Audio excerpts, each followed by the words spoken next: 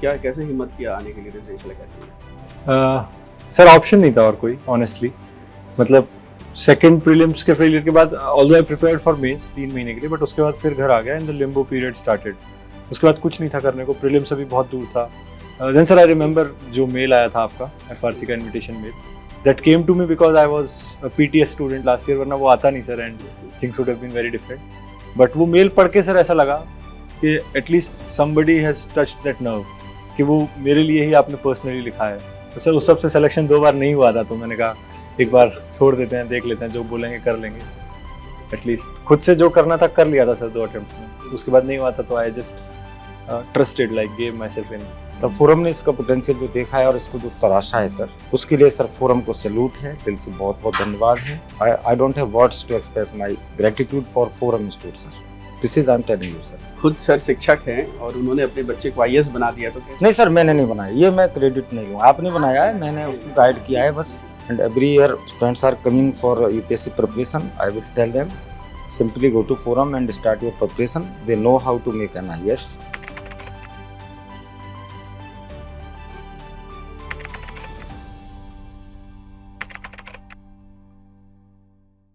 Good evening, everyone. All right. So I think we have a online session also going. So those of you who are attending the classes in the online mode, you can ask your questions in the chat box. So how are you all? All right. All of you have written the prelims examination this year? All right, broadly. Then it means that we will have to quickly cover the syllabus with a result-orientedness so that we can score very good marks. So Shikhar this year has scored, I think, very good marks, 444 or 434 marks in GS, ethics class student, 134 marks in paper 4, which is quite a good score. Apart from that, few students who came, Siddharth is there, he was in IPS and this year he had a 22-25 marks increase. He is in IAS this year. Then I think Lavanya is there from ethics classes from last year, and Xenia is there, Xenia Arora is there from ethics classes. All right. So before we begin, everybody has the handout? Okay, so you will briefly, very shortly get the handout. So everybody has taken a look at the syllabus.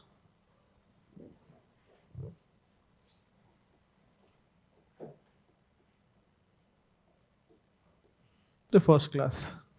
So the first thing that we have to do, so this is a static class largely with some few additions. So those of you who attended the classes, there will be not much of a, there is largely it's going to be a repetition. I see some students. So anyway, so first is that to know what is to be done in the examination, we all have to look at the syllabus. Everybody remembers some broadly the syllabus. So syllabus is having basically 8 topics. If you first see, the first topic is ethics and human interface. In this, we also have human values. What is the second topic? What is the second topic? Yes, very good. Attitude. What is the third topic? Aptitude/foundational values of civil service. Fourth is emotional intelligence. Very good. A small topic. It will be done in a single class. Then what is the fifth topics? Moral thinkers and philosophers from India and across the world. So this lets the commission to ask a question on Guru Nanak also, as was asked in the last mains examination, and it will allow the commission to ask a question on John Rawls also, a favorite area for nearly all modern philosophers as well as. And what is the sixth topic? Yes, public/civil services values. Topic 7 is probity in governance. And topic 8 is everything. Case studies on the above. right? Broadly, this is what we have in the syllabus. All of you have gotten handout? Yes. See, when this paper was designed, this paper was what is often said to be multidisciplinary, which means that there used to be two general studies paper, and earlier two optionals were there with two papers each. Then the reforms came. One optional was removed in the mains, and only one remained. And they decided to increase, not reduce the burden. So instead of two optional papers which used to be there in the mains, they replaced it with two GS papers. But the good news is that it is good for all of us. There is no scaling, no such risks is no such risk are there. So this, when they framed the syllabus, they took its part of it was taken from philosophy. Second, that it is taken from, a lot of it is taken from psychology.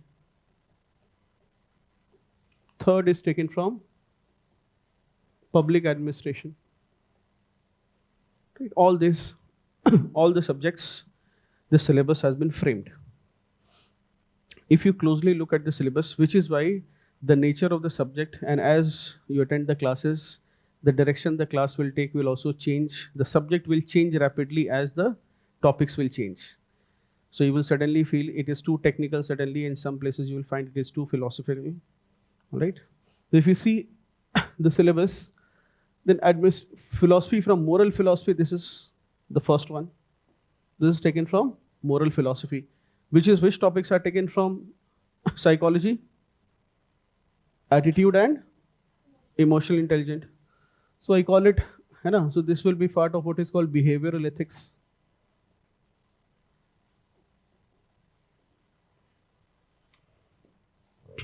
And then from public administration, this and yes, topic number 3, 6, and 7 are, they constitute what I call administrative ethics. Administrative ethics. All right. Since today is the first class, we will break down the syllabus and set the locus and focus of our classes. What is the locus? Locus means the outer boundary. And what is the focus? Focus means the issues that need your direct attention. All right. So we will try to break down the topics and the syllabus. All right. You try to make this chart which I'm going to make in the class so that you know that what all we are going to study. All right. So first topic number 1, ethics and human interface. What are we are going to study in this? First is some key terms we will study. Some key terms. Often we hear dharma,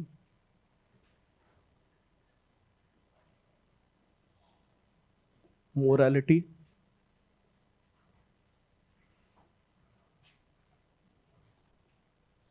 a common term is ethical dilemma, law,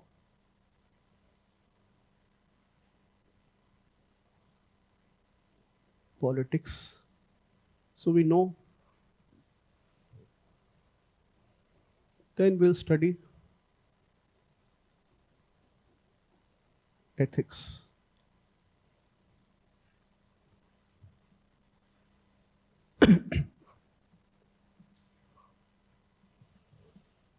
What does the syllabus say about ethics? Ethics, its essence, isn't it? Ethics and human interface.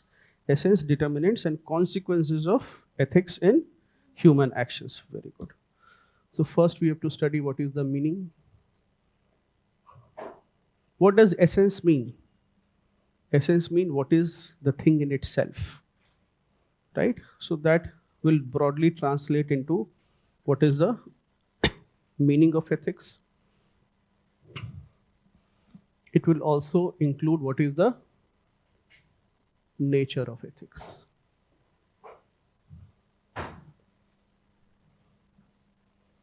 It will also include what is the nature of ethics. What else? There is consequences of ethics and human interface. What do you mean by human interface? You and I have a human interface right now. What about the online students? What is the nature of interface? It is a digital interface. What is the interface?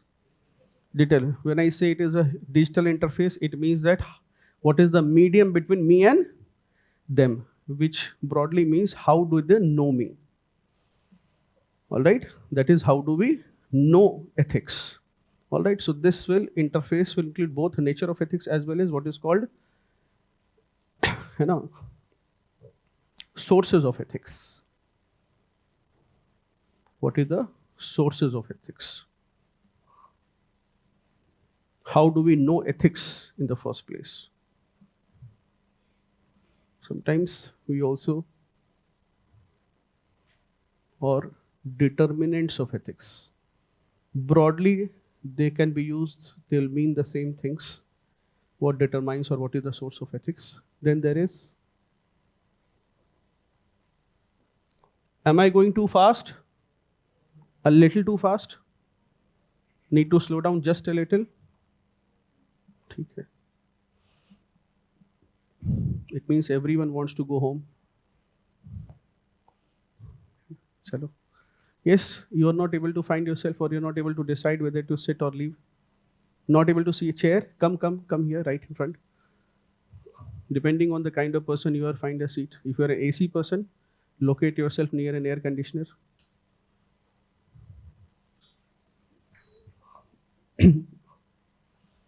Right? We'll also study the functions of ethics. Then there is often another term that we study about ethics is what is called the various dimensions of ethics. Sometimes it is also called approaches to the study of ethics. Right, dimensions of ethics or approaches to the study of ethics.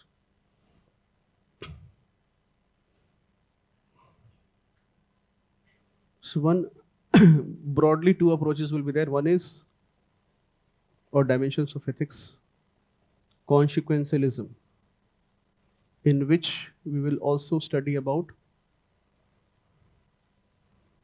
what is called utilitarianism.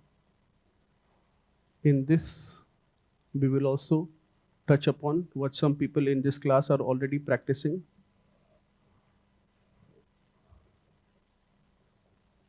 Hedonism.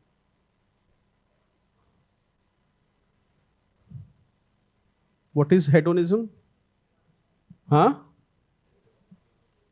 Pursuit of pleasure, not just any pleasure, material pleasure. In case there is no clarity, then pursuit of physical pleasure. Hedonist people. What is the central philosophy there? Rin lo, ghee piyo, charvaka, is said to be a hedonist. Then there is what is called deontology. Don't be afraid of this word. From deon comes duty. So deontology is sometimes known as Kantian ethics. We study this.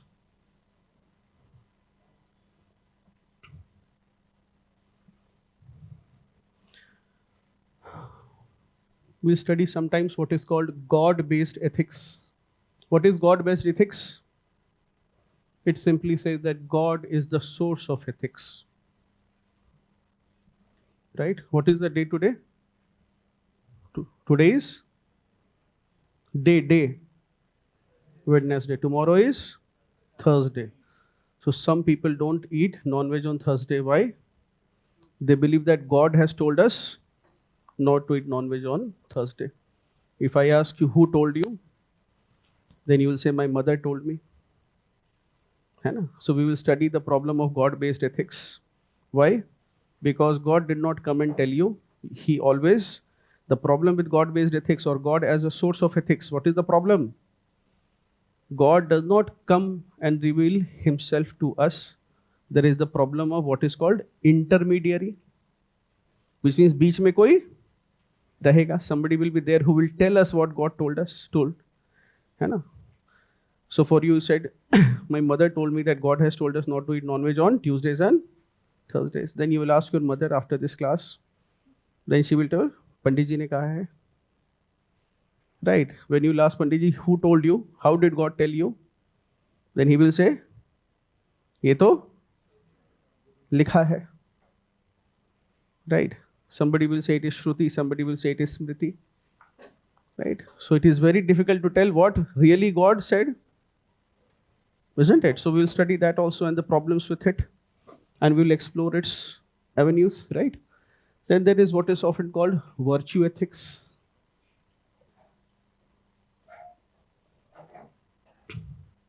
You will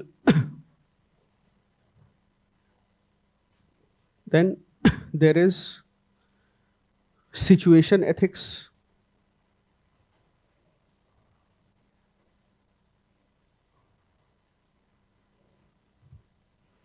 And then sometimes you can say intuitionism is also one of the dimensions of ethics sometimes, or schools of ethics.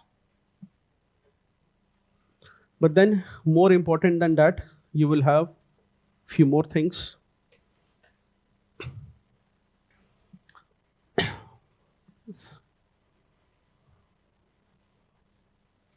You will have from where questions will come. We'll study key debates. Means question क्या बनेगा. From where question will come. All these key debates are existing and they have not been made after the question has been asked. All right, they have been pre-existing debates. First, we have made the syllabus, then thankfully the question has come. So some they have come, which may be repeated, so you have to study them. Some which have not come, and they will come now. Because us par question banta hai. So my request to all of you who are attending ethics classes is that don't just mug up every word in the syllabus. I often see misguided young aspirants in internal security are reading about the powers and functions of CAPF and border security forces and whatnot. So it is true that toppers have said that every word of the syllabus has to be prepared. I'm not going to deny that. But you have to also know it is the locus or the outer boundary. You cannot read everything. You have to know ki question banta kahan se, where is the question expected from. Just like you are thinking animals, continuously thinking. Even in class also, some people are thinking ki, is weekend kya hoga? What will happen to me this weekend? उसी तरह से the paper setter is also a very thinking person. सोचो if you are so much troubled and tortured by the prelims paper, कितना torture and trouble होता होगा जो paper set करता होगा. 3 4 बार he is discussing with his associate professors also that should I ask or should I not ask, or it will be controversial. है ना? But then still he thinks that since it is supposed to be a difficult examination, so therefore he has to keep some element of subjectivity in framing the questions, right? Anyway, so key debates will be, one key debate will be ethics versus morality.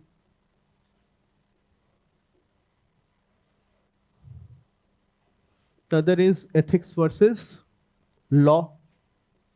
This can often be masqueraded, or it may also come as a question on law versus compassion.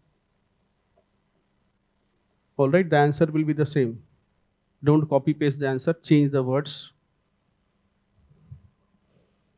And I've taught you law versus ethics, and question comes law versus compassion.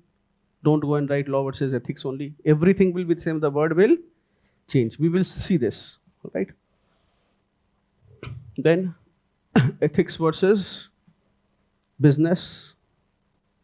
This has not been asked, I think. Ethics versus professional competence has been asked 3 to 4 times, at least in different ways. Ethics versus politics has been asked.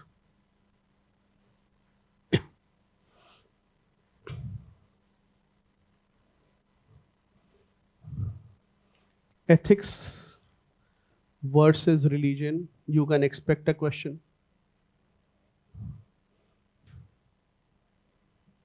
on this. Ethics versus religion. These are the topics that we will need to study, all right, in topic 1. Similarly, in topic 1, this is ethics. Now there is also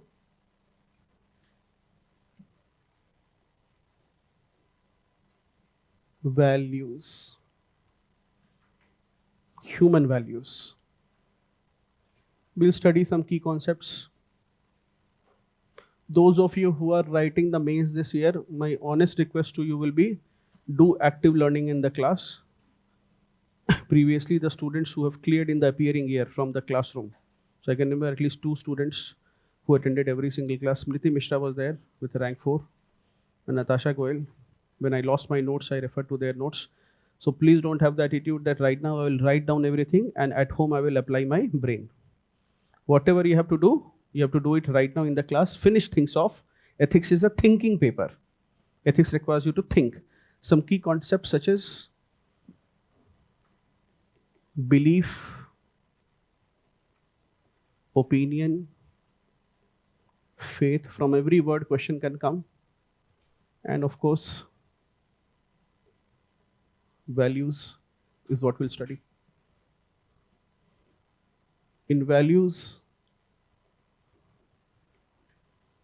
study the meaning. What else we'll study? In values, we study the very types of values, not asked by the commission, but theoretical questions as such have been asked by state PCS, and we never thought that this will come in the examination, at least in UPSC, but we decided to teach this after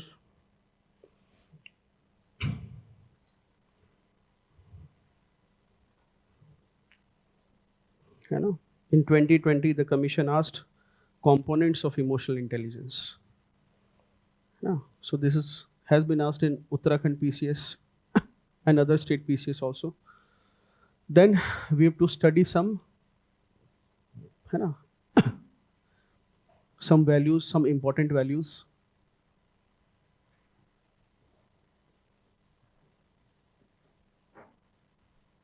Some key values. What is one key value that we all chase?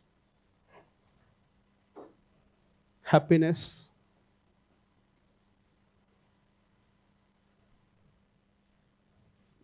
Right? Good life.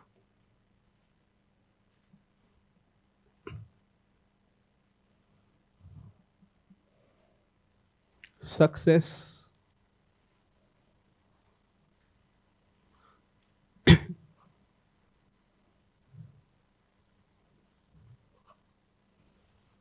Udyam or wealth creation, expected question from this area. Other values are Purusharth. What are the 4 Purusharthas? Purusharthas, according to Indian thought, are the end goals of human life. Purusharthas, according to the Indian thought, Indian philosophy, are the end goals of human endeavor. This is what you should be pursuing. What are they? Yes. Dharma, Kama, and Moksha.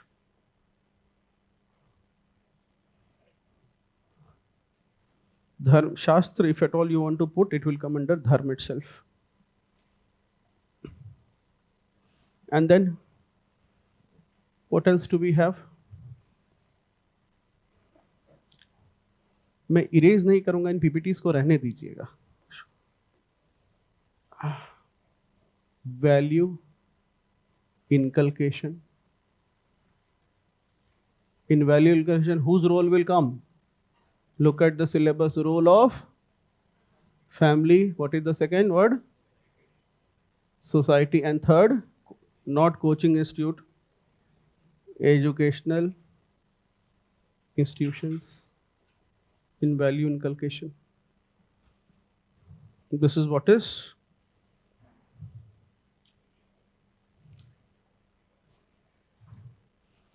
All right, लिख लो. Tree बना लो एक बार. Can we use superpowers? Yes, they are working.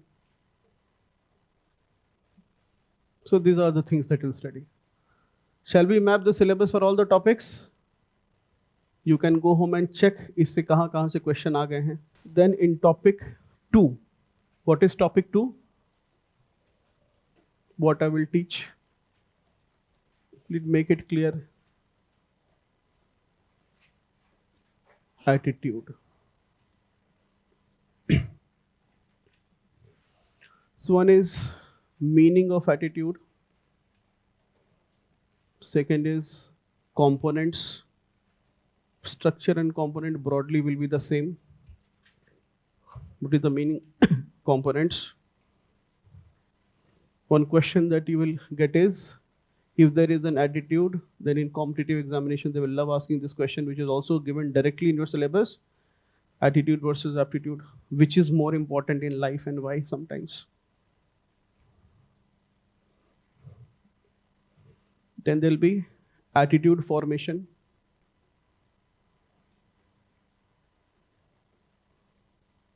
And attitude change.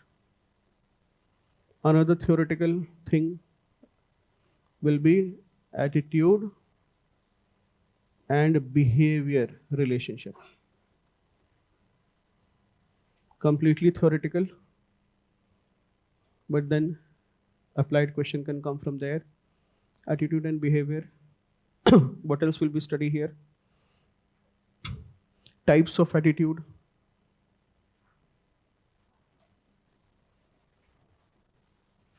Some of it is given in the syllabus. What are some types of attitude we'll study about? Political attitude.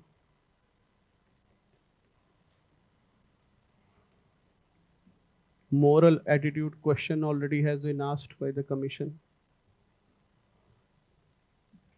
Question which has not been asked, scientific attitude. You can expect a question on this.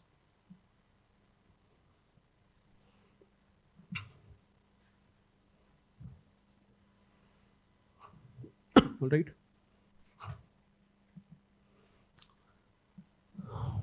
Positive and negative attitude. Question has been asked, but it can be repeated anytime. We'll cover this, positive and negative attitude.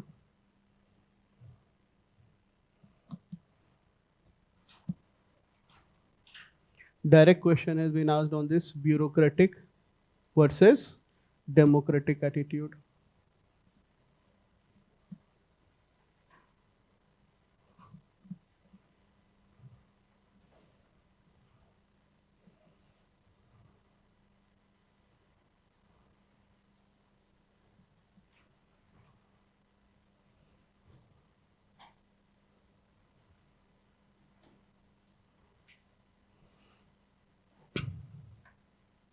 All right.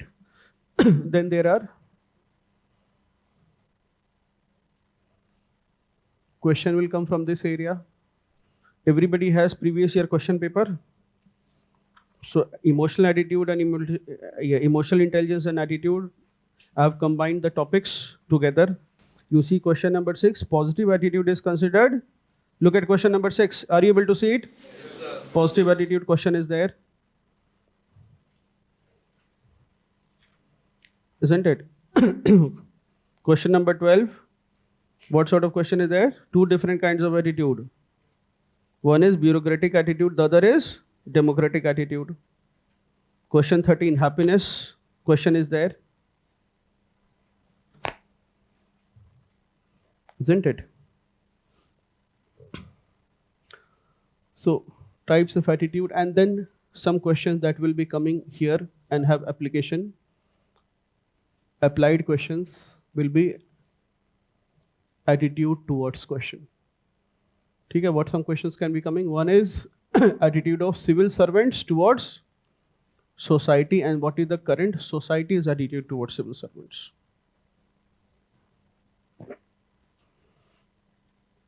Then second question has come on this part, attitude of society towards women. Question has come. Towards transgenders. Question has not come, but in a year where it will be highlighted, this issue, question will come. And as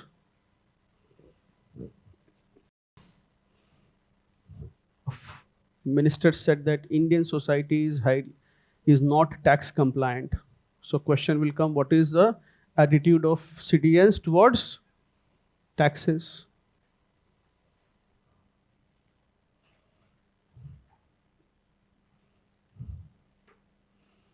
Attitude towards politics also. What is your attitude towards politics? Not clear. Yes, negative attitude. Why? You feel that the task of nation building that can be done, you feel that it may not be done by politics, which is why you believe that by being a part of the civil service, you can accomplish your goal of nation building. You can accomplish your goals of serving the society. Do you see a large problem here that the educated youth of the country prefers preparing for civil services than entering politics? What does this tell us? That tells us a largely negative attitude towards politics. This question has already been asked.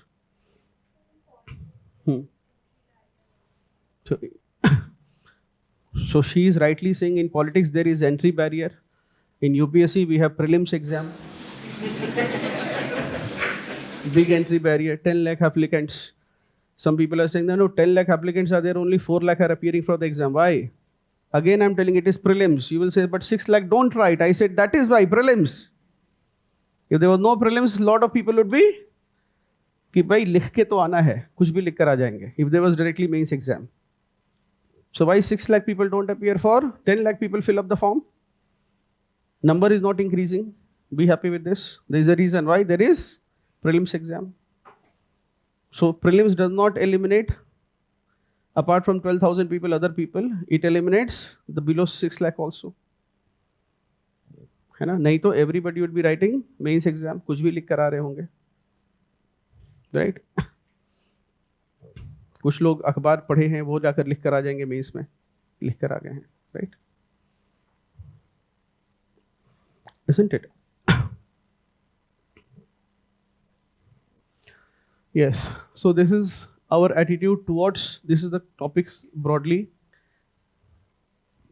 And then this is what we study in attitude. Anything else here? Let us look at the syllabus. Social influence and persuasion, yes. Under social influence,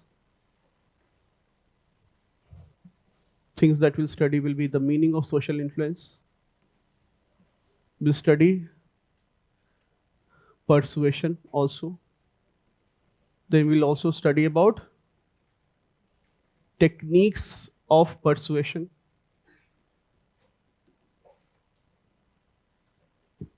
Then we'll study about persuasion versus what some people are expert at. What is it? Manipulation. Everybody thinks others are manipulators, right? You ask, everyone generally thinks it is other people who are manipulators. I am a persuader. And then there is propaganda. Switch on. Earlier it used to happen on TV, now it is happening on Twitter and YouTube.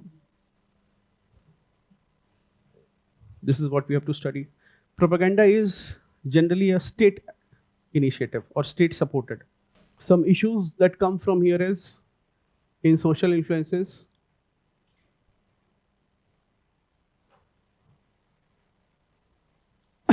How can social influence, in government communication or for it can be used. Then another important debate in social influence is celebrity. Abhi this topic is not live, but celebrity endorsement. but this was very much live when a famous sports person kept the bottle of Coca-Cola aside in a press conference. Who am I talking about?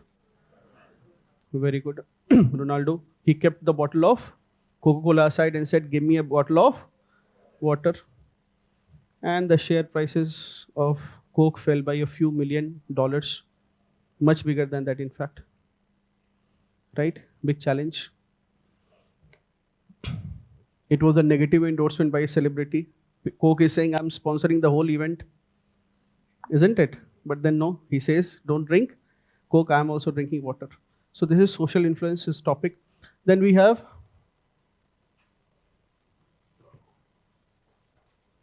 emotional intelligence, a very short topic. It is, my purpose of telling you the syllabus is that even if you disappear, you should know what is to be studied. पढ़ना क्या है, पढ़ना कैसे है.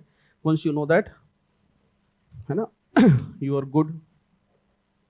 So emotional intelligence, some key concepts will be there, which will, one is what is an emotion, second is what is a feeling, third is what is mood,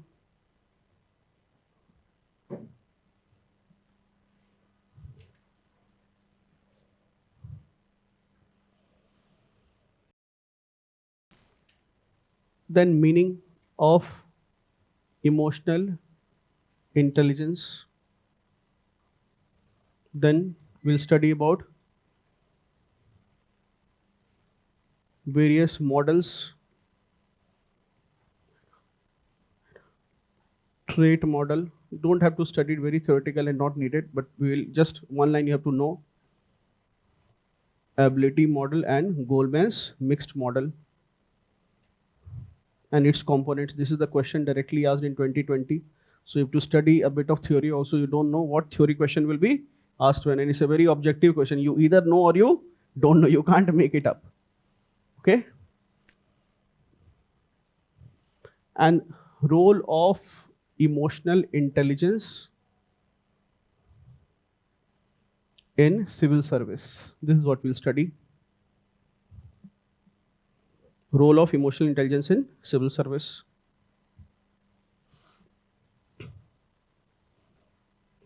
In this various kinds of emotions, we'll also study emotions such as which are also values, which means they are worth chasing, such as happiness. Another value which is not worth chasing but is an emotion. Anger. Already question has been asked. Hatred. Question where is not asked. Envy and jealousy. इस पर expected है किसी साल आ जाएगा. So, happiness first year itself, not second year actually. In happiness, question was asked in the first year itself, second year. 2014 में they asked the question on happiness. Anger में twice they have asked. 2016 I think and 2018. 18 में quote based होगा मेरे हिसाब से. Anger will be directly, question will be there.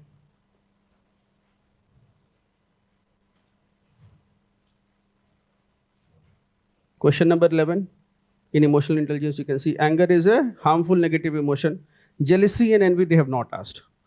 But anyway, we will cover whatever have been asked as well as what is expected to be asked. Or jahan se question banta hai, we will cover that. All right? Is as many less classes as possible.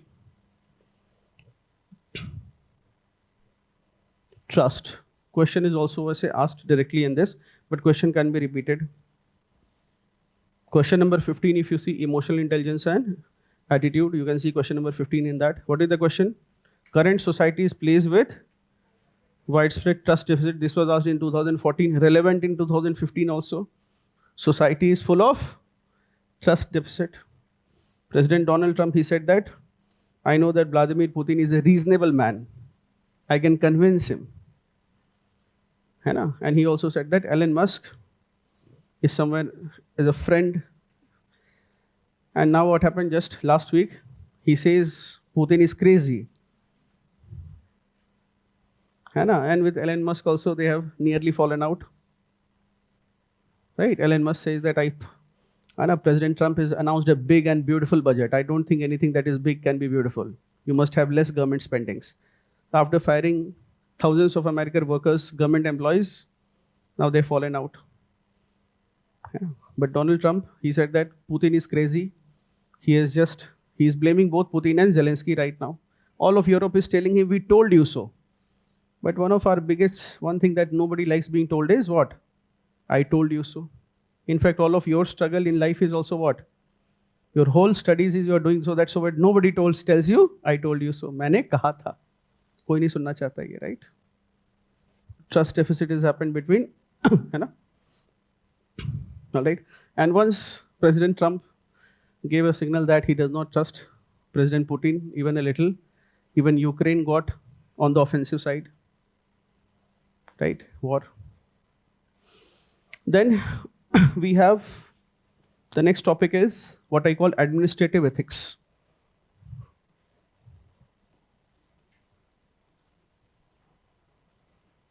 This is spread across which all topics? Topic number 3, 6, 7. I will cover it under this also, but I'll tell you what all you have to study here.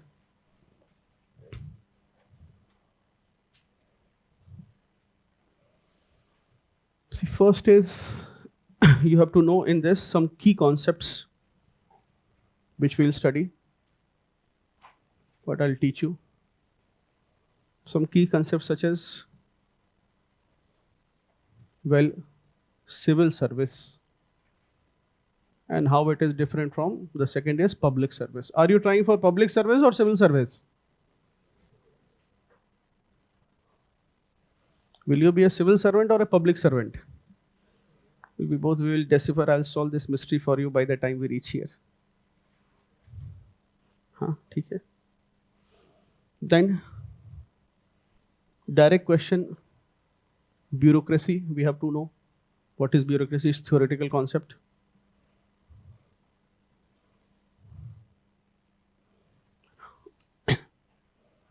Then we'll do values. Now, when the commission framed this paper, it was poorly framed. We don't know why there has been a separation of. See, now there is a separation of what is called foundational values of civil service, and in topic 6 you have a repetition of civil service values. Right? In topic number 3 you have foundational values of civil service, and in topic number 6 you have public/civil service values. So syllabus when it was framed, it was what we often said is poorly framed, as in there was a repetition and there was lack of clarity over कि पढ़ना क्या है, पढ़ाना क्या है. It was very difficult. But yes, we will do in values everything under the sun we'll do. So first is we will do what values we will do. One is which you have to do is, or what I call Nolan Commission, who gave the 7 principles of, or the committee on standards in public life. है ना? 7 principles of standards in public life. Prime Minister was Prime Minister John Major in Great Britain in 1990s, around 1991. So whatever will happen in the West, India may also it will follow. In West, few things were happening, such as sting operations happen in India. Does anybody remember? No. Some of you were born. This happened before you were born, and sometimes it may be born just when you were. So sting operations or cash for questions. Parliamentarians were offered money or bribe to ask a question in the parliament. The problem is it's difficult to punish parliamentarians for asking questions, isn't it? So this happened in Great Britain also before that. Not just the scam, but also the sting operation. And there was also around the 1990s, few things had happened. What had happened? There was a change in world order. We'll see briefly the story of our civilization so that you're able to relate everything. So he appointed this Committee for Standards in Public Life by Lord Nolan. So he gave 7 principles. Everybody must remember that. I've already given you an acronym, LOHASIO. What is that? Leadership. So we'll discuss openness, honesty. You have to prepare. All these single question can come and has come every time on this. Then selflessness, should have some content on each of it, integrity, and openness, a very new value. Civil service before that was supposed to be opaque. Opacity replaced with openness. And then you have to study other values such as openness, then O for acha, O for objectivity, yes.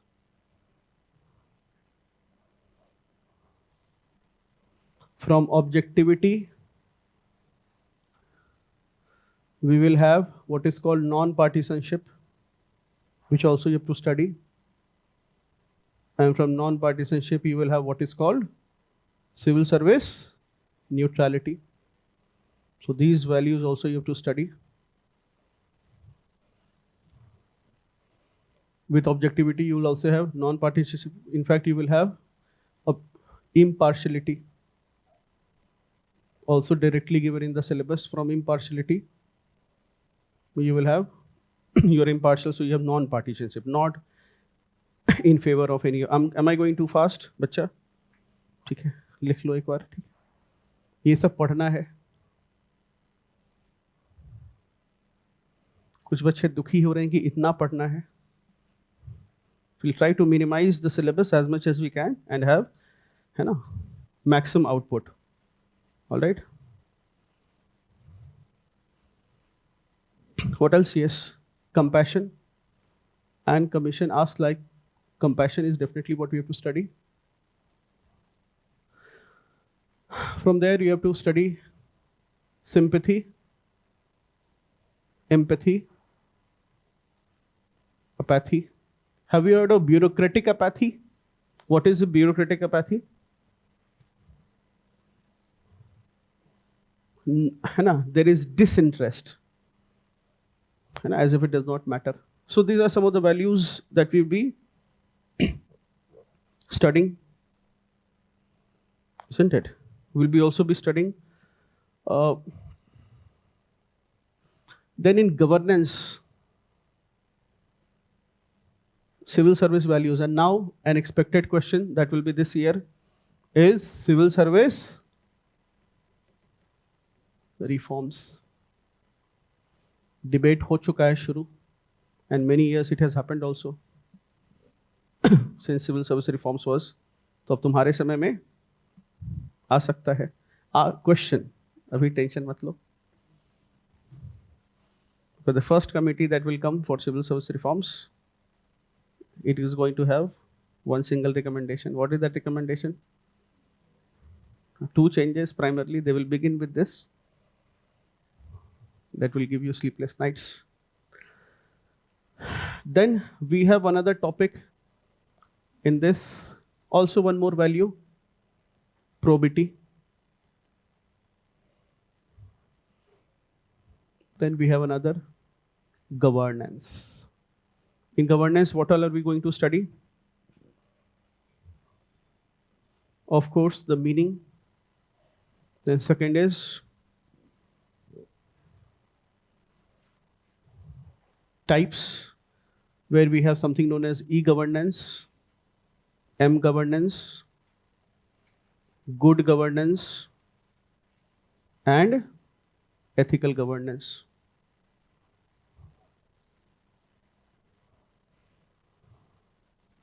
And from good governance will flow what? How do we have good governance? We can only have good governance when there are tools of good governance. What do I mean by tools of good governance? When do you say a government is yes, accountability of the government is the direct, है ना? Yes. Transparency, and transparency promotes accountability. Transparency promotes accountability.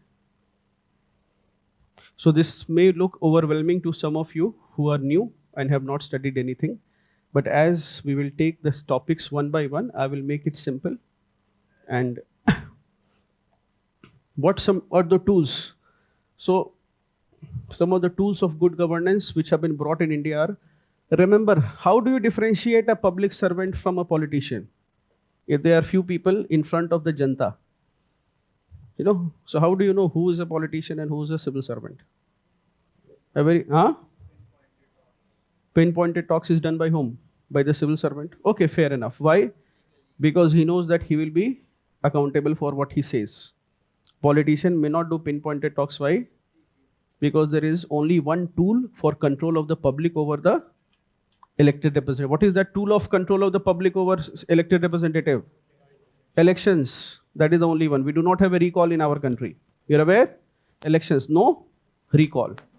But over administration, there used to be no control. Means if you go to a government office and your work is not done, there is nothing you can do about it. There is nothing you can do. So the bureaucracies which lived in 70s, 80s, 90s, they had a good time, unaccountable to the people. A district collector would come to office once, है ना? Once in a blue moon he would come to जिस दिन office आते थे उस दिन पता चल जाता था कि आज collector साहब आए हैं या आने वाले हैं. Right? So you had very high difficulty, and when somebody would say, ask question ki why he is not there. So this was before the era of revolution. Why he is not there? They would say कि tour पर गए हैं. He is a village tour. You could say that to the chief minister also, if there is a phone. But then came telephone, and more after that came the mobile phone. So if you are not in your district and you've come to Delhi to roam around in malls, whereas you are a district collector posted in Bhiwani or Ambala or somewhere, and you've come to Delhi, now you'll be caught. But more than that, what happened is video conferencing came. So if you talk to a district collector, he will usually have this grievance कि आज बड़ी मुश्किल से Sunday को I came out with my family, है ना, wife and kids were saying कि चलो तो I thought कि एक दिन के लिए I will leave the district. I'm not allowed to leave the district without the permission of the chief secretary, who will not give the permission because he doesn't get the permission from the CM, so he will also do the same to you. और पता चला शाम में Sunday को 5 PM video conference है, और कोई Microsoft teams का ये नहीं है कि you can change the background and से कि sir I am in office, because वो देख लेगा कि घर में बैठ के ये साहब अटेंड कर रहे हैं. ठीक है, big problem. So now you have to be in the district. Accountability has increased, but a lot of things change. So primary determinant or the tool that brought this transformation was technology. As technology has been the prime mover of societal changes. What has been the primary mover of or a bringer of change in society? Is it politics? Is it revolutions that have shaped our history? Is it technology? Is it constitution? What has brought the biggest change in society? It is technology. If you don't understand it fully, you think of your life before, you cannot imagine that life, but just before mobile phones and after mobile phones. Society is completely changed. Nobody talks to each other. Not many people wanting to physically communicate. And if you don't, because you're very young right now, you were born with a mobile phone, some of you. So you can imagine something like life before reels and after reels. Very different. Number of hours you are engaging with the digital device. So fundamental changes in society has come or not because of technology. Think of it, thousands of years ago, the discovery of fire and the technology to light fire. Fundamental changes in society.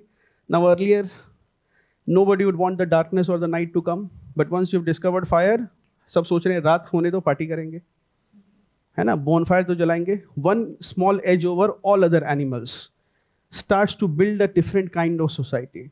Otherwise, before that, you are living like animals. They are also afraid. You are also afraid.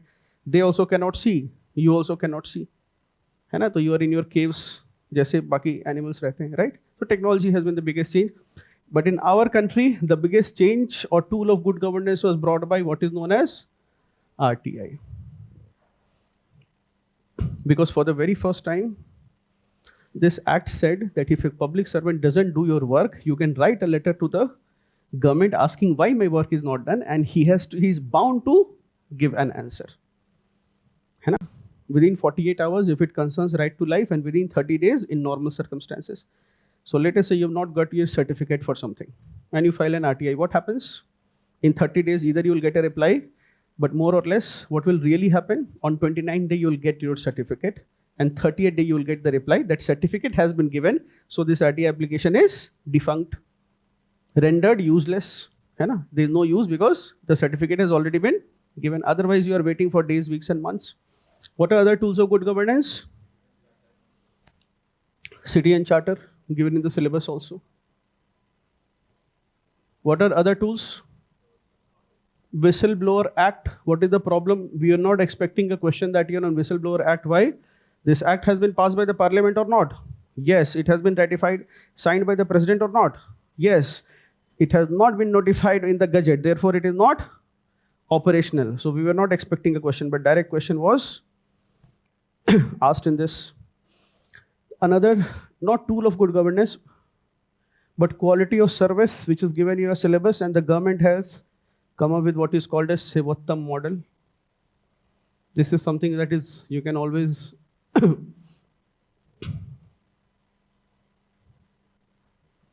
all right.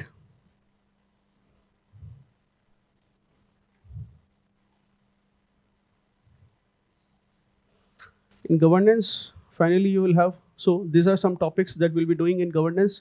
Apart from that, as an aspect of governance, we'll also have one more topic here, work culture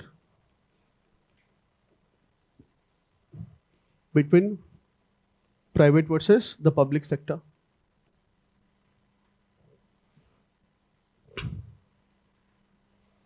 And then you have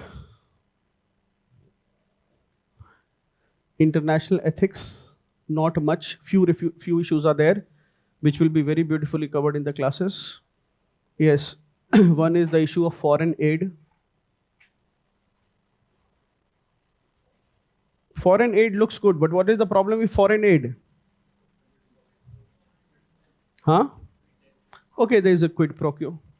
But as a citizen, if we get a lot of foreign aid, is it a good thing? Is it a bad thing? Huh? What is the problem? Bolo? They will dictate the terms. As a citizen, why should we be concerned if you have a lot of foreign aid? Okay, let me make it easier for you. As a student studying in a coaching institute, why should we be worried if your coaching is not funded by the fees of the student but funded by investors? Then what is the problem? Investors will control. But more than that, what happens is the same problem that countries which are funded by foreign aid. What is the problem? Think of Pakistan. Funded by foreign aid. The citizens lose right to ask questions to the government. Citizens lose rights to ask questions. Citizens cannot hold the government accountable. Why? Because the government does not need their money. A government that does not need its taxpayers' money is no accountable government, isn't it? So therefore, foreign aid is an ethical issue. And in your times, you will have foreign aid. There will be another issue of war ethics. Third is refugee crisis. Fourth, in your time, you can expect protectionism. And environmental ethics, development versus environment debate.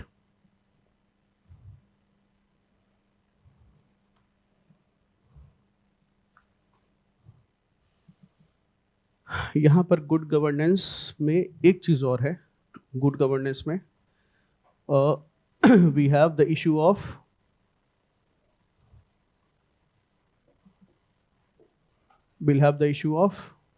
corruption, where you will have study about two types of corruption. What are the two types of corruption? Collusive corruption. इसको लिख लो एक बार, syllabus पूरा खत्म, mapping, syllabus mapping is over. And coercive corruption, question has been asked, हो गए काफी साल पूछे हुए. And the second is public funds, misutilization of public funds. Directly given their syllabus. Once question has been asked on misutilization of public funds. So this is all.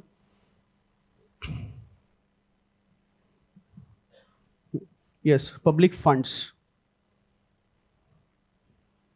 In civil services reforms, you will have code of conduct. So this is broadly what we are.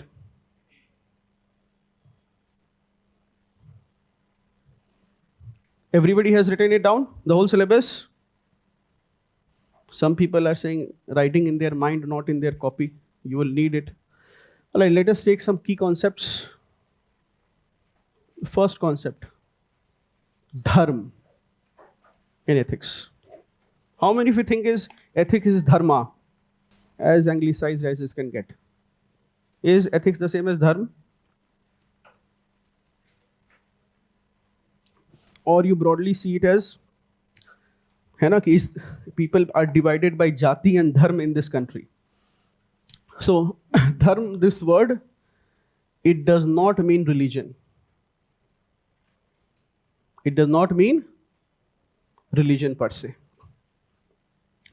The Indian counterpart for religion is not dharma, or the Hindi word for religion is not dharma. What is the Hindi word for religion? Yes, it is, mazhab is debatable. It is an Urdu word pehle to.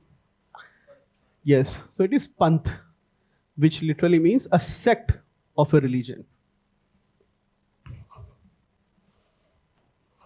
Dharma usually means righteousness or duty. Very good. Dharma means righteousness or duty. है ना? Dharma can be of several types.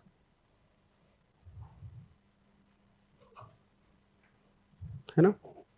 So imagine that you were rushing for this class, though nobody looks like they were in a rush, but imagine you're rushing to this class, and then there were some puppies on the road, and they had come out, they were on the road.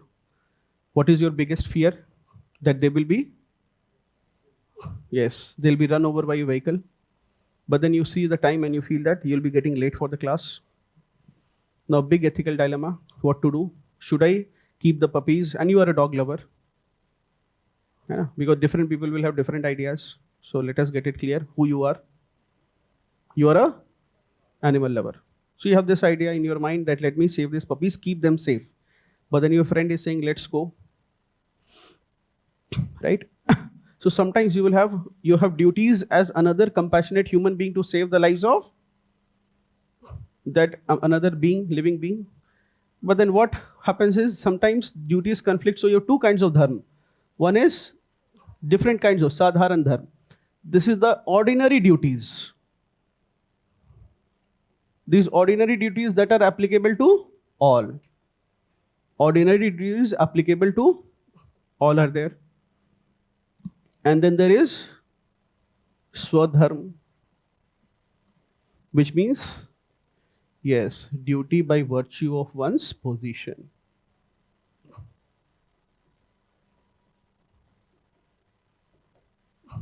So you will say that, sir, while it is sadharan dharma to help other human beings or other living beings, I was following what? Vidyarthi dharma.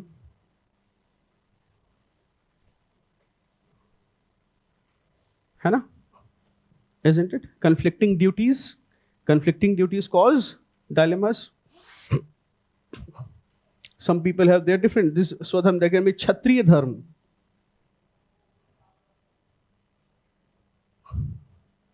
Right? There can be kshatriya dharma. You have come to Delhi. You are supposed to study. But instead of study, you are doing something else. Not a good idea. Right? What is kshatriya dharma? The duty of a warrior. है ना?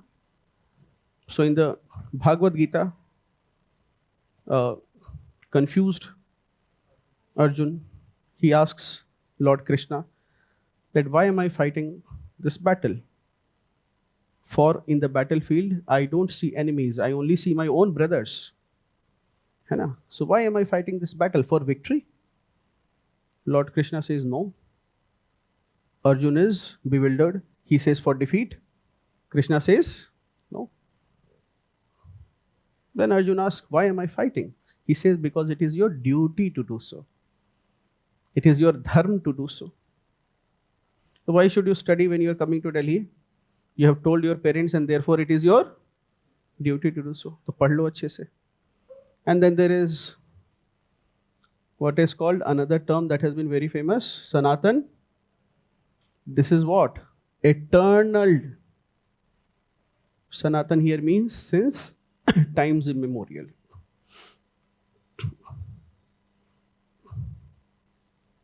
It is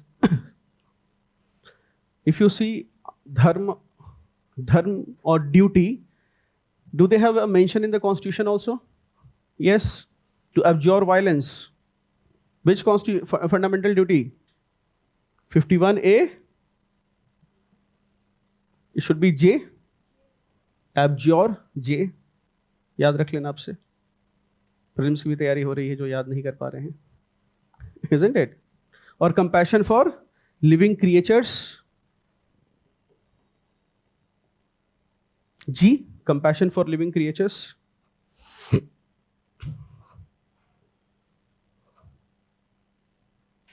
Or it is enshrined in the constitution also into defend the nation. आपके लिए आसान किया था constitution makers ने. This should be D, to defend the nation and render national service when called upon to do so, right? So this is dharma for you.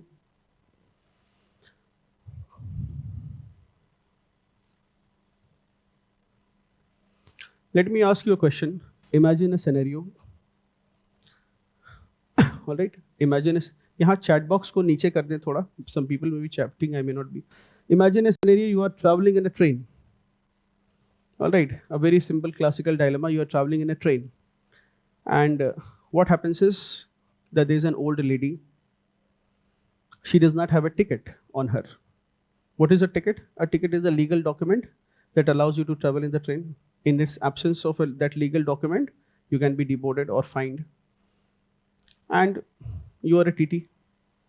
So what happens is, when you find this lady without a ticket, and you have two choices. You either let her travel because it's not a very long distance, or the other is that you throw her out of the bogie. Now when you are there, the people, the masses, they are saying, sir, you can let her be in the train. We'll make sure and find a seat for her. We'll make and find a seat for her. We will adjust, right? We'll adjust. Now, how many of you will let her be in the train, and how many of you will, deboard her? You have to take a stance. Don't be like independent MLAs, that whoever is a CM, you give unconditional support. Don't be like that. So how many of you will let her sit in the train? Raise your hands. All right. How many of you will deboard her from the train? Raise your hands. Yes, raise. Last benches also. Sharmana nahi hai. You're not evil. Very good. So the majority will let her be in the train, and a minority will let her, will make her deboard. What is your argument for letting her be in the train? How, ab boli? She is lady and she is old lady, right? हाँ. So I should give her the seat for the TT. TT has a seat in the train. So the TT can do for her, and whatever the charges which are applicable, the TT can charge from her. She does not have money. Then sir, the TT has to do something for her, because we cannot let anybody out of the train. तुम जरूर class करो, अभी तुम interview देकर आए हो, ठीक है? बैठ जाओ बैठ जाओ. इसमें क्लैरिटी ले लो. So what happens is, Aniket feels sympathetic for the lady and he lets her be in the train because she's old. So now suddenly, so people have found some place for her, and it's around 2 a.m. and suddenly there is a certain kolahal, there is a noise in the train, and then there is the railway protection force and everybody is waking you up, the TT, utho utho kuch ho gaya hai, go and see, it's in your bogie. And when you go there, and it's 2 a.m., it's dark night, and people are awake with wide eyes open, and they say that the old lady is missing. Well, you say she must have gotten down. A young child is also missing, whose parents are looking for it. Now what happens? What will be the public say to you? कि इसी TT ने पैसे लेकर बुढ़िया को बिठाया था, seat दिया था इसने. मारो मारो. तो अनिकेत नौकरी चली जाएगी, बड़ी मुश्किल से मिली है, तो क्या करना है? As a TT, are you the owner of the train? Is it your discretionary power to give birth to people who don't have tickets on the basis of what you feel about them? Some people are thinking, yes. No, you are not. It is not the 90s. No. So while it is an ordinary duty or a sadharan dharma to help those less fortunate than us, at that place, as a TT, what is your swadharma? To ensure that those who do not have tickets are deboarded. Now, in such a case, we'll discuss several such cases. Every class will discuss some cases. In such a case, remember, in case studies, if you get such a question, you have to have very simple clarity. One is that you should not have misplaced sympathy. Your sympathy should be there, but those sympathies should not be misplaced. That argument has to be there. Second, now it looks like it makes you look like a really bad guy, isn't it? And nobody wants to be the bad guy in the class. So that is why majority said that we will let her sit in the train. So you will, as a public servant, you will always have such questions, such dilemmas. In such case, what will you do? You will do what has to be done. You will follow the law. Then what is the second step that you have to do? You have to minimize the unintended negative consequences of the act. I repeat, you will minimize unintended negative consequences of the act. Write it down and mark CST. So all of you in the class, as we will pass by Swadharm and Sadharan Dharm, you write CST. What is CST? Case Studies Toolkit. At the back of a page or on any other page, you write down this idea or you put a star mark. If you will get a question like that, whereas a public servant, you have a misplaced sympathy. So first keyword is, you see, for answering case studies question, you will need to have a vocabulary. You will not simply say, because the lady is poor, I will let her be, in compassion and everything you put. You have to have the right vocabulary or the choice of words so that your arguments become very strong. Isn't it? I mean, why all of us love listening to Shashi Tharoor? Right? The choice of words will be such that you are likely to be persuaded. And he will not just say the loot by Great Britain. He will say systematic plunder of India. Right? The choice of words will be there. Isn't it? So this choice of words for your case studies. So as the classes will go, remember theory part is very important for scoring very well in section B. And from there, how we will get that vocabulary? Through the classes in part A that we'll be having. And at the end of it, you should have a very good case studies toolkit.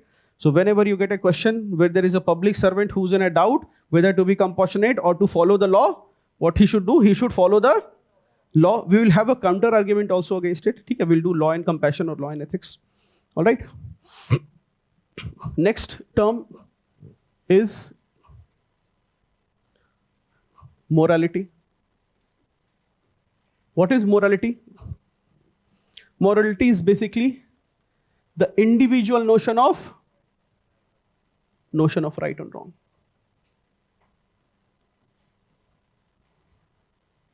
So Aniket acted on what is called his sense, inner moral sense.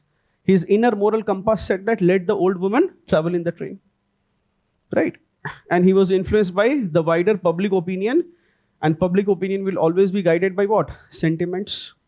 Will not be guided by law, will not be guided by rationality. Isn't it? The individual notion of right and wrong. It is sometimes also called as private ethics. It is also called as private ethics. It differs from person to person. It will differ from person to person. And therefore it is subjective.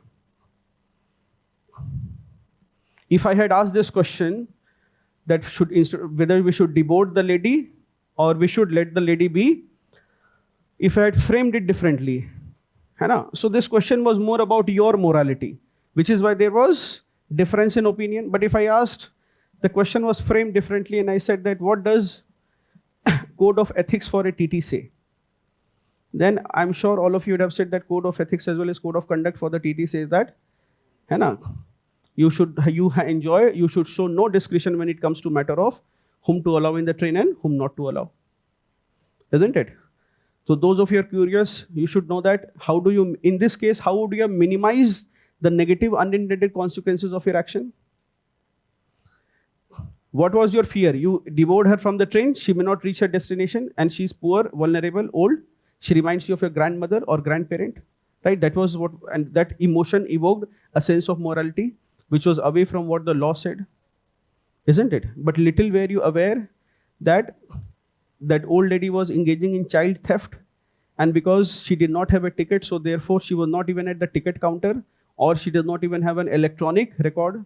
It is very difficult to trace her because she was not even at the ticket counter, she did not have a ticket. That is also a soft check against such actions which you did not realize. उस समय चमका नहीं है ना कि CCTV में आ जाएगा, तो तुम्हें बताया गया लोगों ने कि सीसीटीवी में नहीं आया होगा उसका. Anybody who has administrative experience will tell you उसका नहीं आया होगा. क्यों?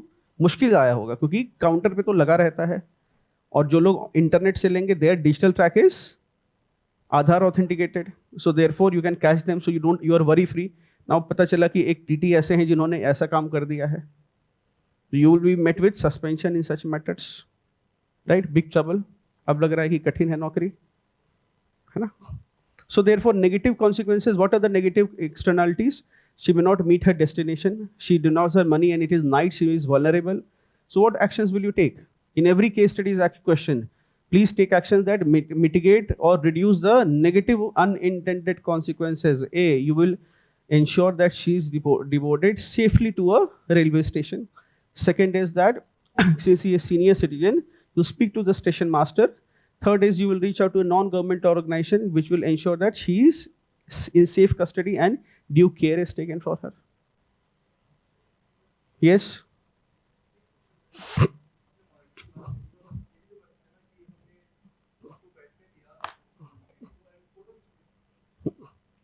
ठीक है, वो भी कर सकते हो to assure that she is not a child thief. But still, so what happens is, good ethical question that I'll minimize this. But the problem that happens in such a case is, Immanuel Kant will disagree with your moral position. He says that people like you, first as a traffic constable, when people don't wear helmet or don't have documents, when they stop a bike or a car person driving like that, first they feel sympathy for the person because the person is driving a bike. They feel sympathetic that yeah, the fine is 5,000. So at first they will let go people from vulnerable groups. Then next stage will happen is that instead of leaving them just to create a soft barrier, because if you're leaving them like that, they will start taking 20 rupees. The third time the traffic constable starts taking 50 rupees and 100 rupees. And later he feels the constable who's taking 100 or 500 rupees for a penalty of 5,000 does feel morally right. It's not that he feels that I'm doing anything wrong.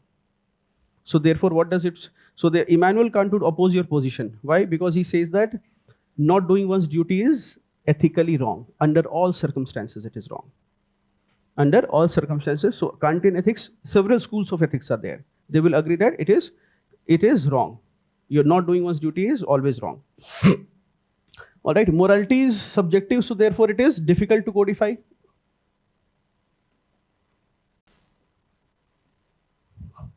It is difficult to codify. How do, है ना? It is morality externally imposed? No, it is not externally imposed, but there is what is called internal locus of control. और morality कहाँ से आया? It arises from within. All your morals will arise from within. And what happens when you don't act as per your morality? What happens? Yes, there is a feeling of guilt. Yes, there is a crisis of conscience also. There is a feeling of guilt. Morality will be shaped by both individual belief. Is my handwriting fine? Scope of improvement? Now more people are. कमी सब निकाल देते हैं. Plus socialization. What is socialization? Socialization is the process of learning by way of interaction with members of the society, including immediate family, friends, neighbors, etc. Let us take one more. I will ask you to write some answers, some in the class and some as an assignment, and we'll discuss it in the next class. The purpose, some concepts we will do it through questions, some concepts we'll do it through questions, so that some answer writing skills are also developed. All right. Let us take another question, another concept, dilemma or an ethical dilemma. So let us just take first a dilemma. What is a dilemma? Dilemma is a state of confusion. We can say there is a confusion where a person has to make a choice, and both choices are not wrong. A dilemma is one where they are equally desirable. Equally desirable. Internal locus of control, Shubham. It is internal locus of control. Choices are equally desirable. Dilemma is not so complex. Today you must have been in dilemma. Class आए या room में बैठकर पढ़े, right? जो room में बैठे हुए अभी सो रहे होंगे मजे से, है ना? मौसम भी अच्छा हो रखा है. Does not feel like May or June, है ना? Feels like some. So you are in Mussoorie before going to Mussoorie. At least many days in May were like that, है ना? कुछ लोग कह रहे हैं मसूरी जा रहे हैं, तुम कह रहे हो कोई फायदा नहीं, यहाँ पर दिल्ली मसूरी हो रखा है ना? Right? So both choices are good. It is a very simple, not so choosing between, for example, an iPhone versus an Android phone. Status के अलावा और कोई? But when does it become an ethical dilemma? When does something become an ethical dilemma? Ethical dilemma. A dilemma becomes an ethical dilemma when a moral principle is involved. When a moral principle is involved.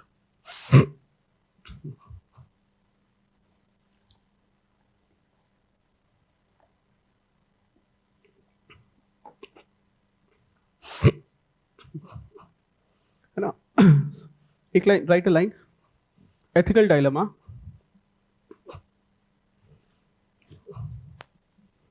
is a situation.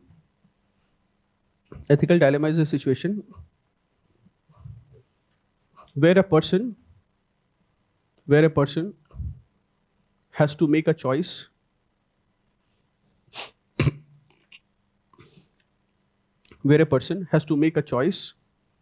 such that any choice she makes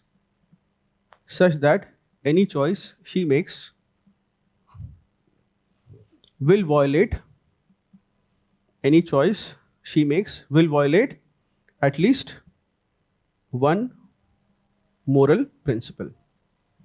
Such that any choice she makes will violate at least one moral principle. Isn't it? Very classical example. The dilemma of Vibhishan. What is Vibhishan's dilemma?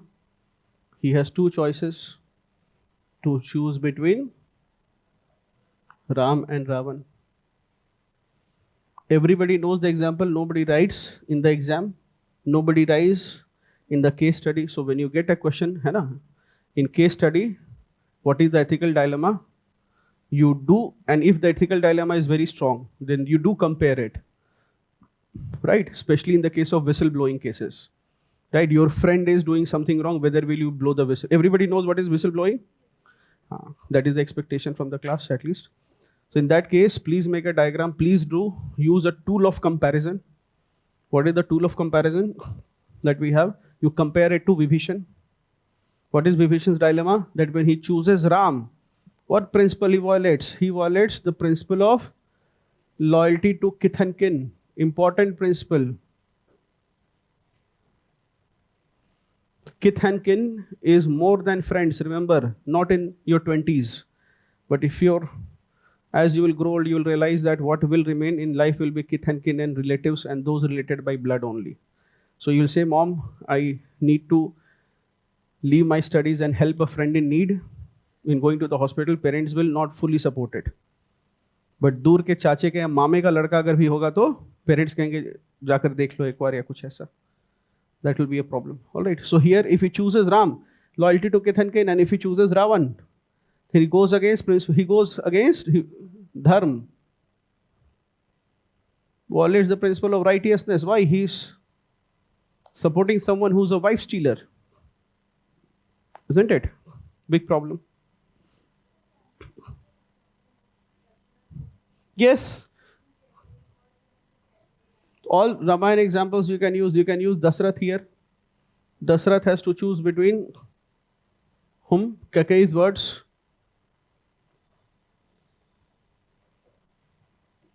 Versus Kakei's promise. Versus, yes, coronation of Ram as king. What is the problem? Dashrath's problem. Dashrath feels that if he chooses, if he follows Kakei's promise, then he goes against Raj Dharma, the duty of a king to appoint the eldest son as the heir to the throne. And if he chooses coronation of, then he becomes an oath breaker. He promotes not keeping one's word.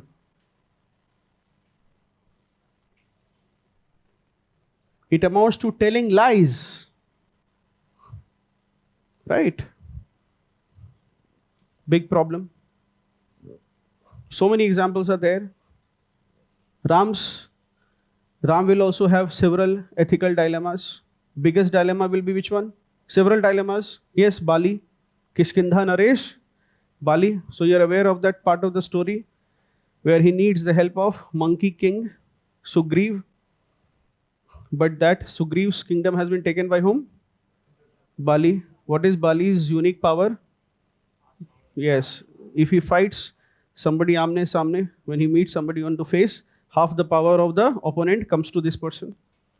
So therefore, if he has to beat Bali, then he has to hide it. So Lord Ram, he hides and kills Bali when Bali is fighting Sugriv. So ethical dilemma of Lord Ram, isn't it? Similarly, ethical dilemma Ram will have to face when Sita comes back. Isn't it? When Sita comes back, public is saying, baptism by fire, Agni Pariksha.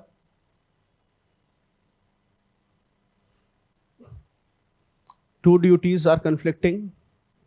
In ethical dilemma, inherently there will be value conflict. Ethical dilemma will have two things. Either there will be a value conflict or second, there will be a duty conflict. I repeat, two kinds of conflict may happen in ethical dilemma. Value conflict or duty conflict or both. So here what is the problem? Agni Pariksha, what is the problem? If he listens to the Janta, there is a duty as a husband and then the duty as a king.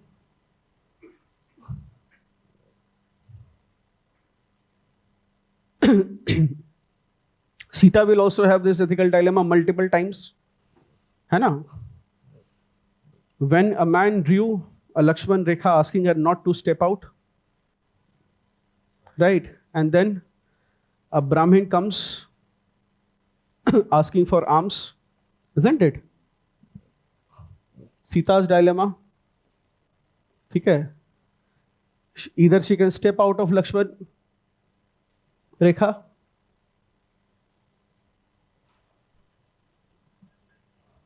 or she can stay in. If she stays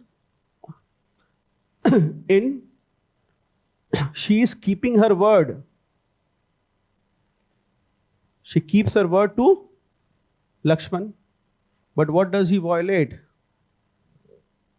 Atithi dharma.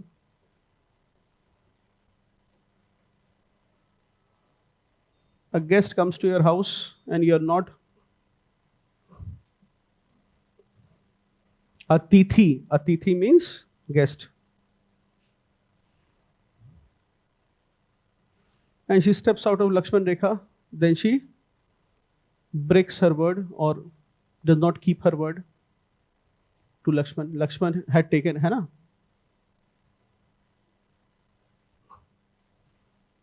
Right, several examples. Is this clear? Ethical dilemma. Now, how to use it in your case study? In your case study, when you have any ethical dilemma, identify conflicting values and identify conflicting duties. Second is that one of the ways in introduction, what you will do is, if there is a question, in TT wale question mein, kya karoge? Ek diagram you will make. This ethical dilemma diagram will also go in your case studies toolkit. The question will come as a public servant, what will you do? Or as a friend, what will you do? Your friend is cheating in the exam. You make a diagram saying that if I do this, then this is the problem. If I do this, then can we make this diagram in the case study? Yes or no? Yes, sir. All right, then I will expect to see that in your copies. You make this diagram in the introduction itself, for that 1 marks. And another is compare it to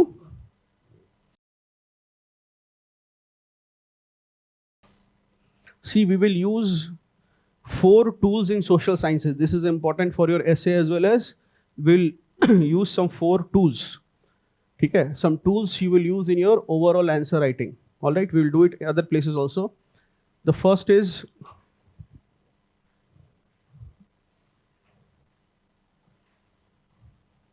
for content augmentation. All right, for content augmentation. See, you will get a philosophical topic both for your essay, right? What do you get in your essay? You get a statement, and then similarly you will get quote-based question in ethics. Then how will you write your content?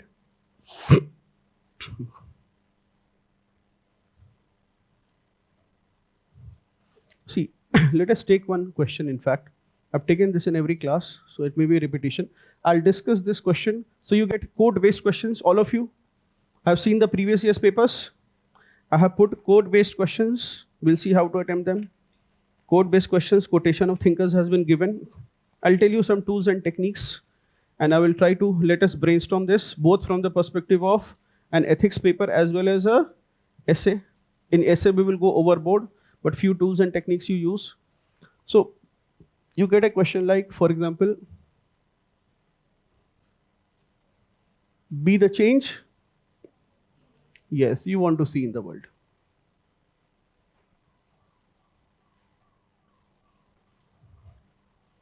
I take this example because this is something that everybody has read and can relate to. All right. So here, first step, when you get a question like this, what does this mean to you? This will be the question, or what does it mean to you in the modern context? This is what is the question that can come to you in the ethics paper. Otherwise, it can appear, it can give you a surprise appearance in which paper? Essay paper. Okay, so from both perspectives, we will do this and we will learn. Our purpose will be to develop the aptitude to write something. Otherwise, essay paper, I'm seeing, and examiners are also pareshan, professors are also pareshan, I am also pareshan. In this essay, everybody will write in every page, 2 times they will write, thus we should be the change we want to see in the world. And you will feel nauseated checking the copy, then you will start giving less marks. And they are not able to write. So one is that, be very simple, very, you can simply first begin by explain the meaning. In essay, you may not do this in the introduction, but you will do it in the subsequent passage.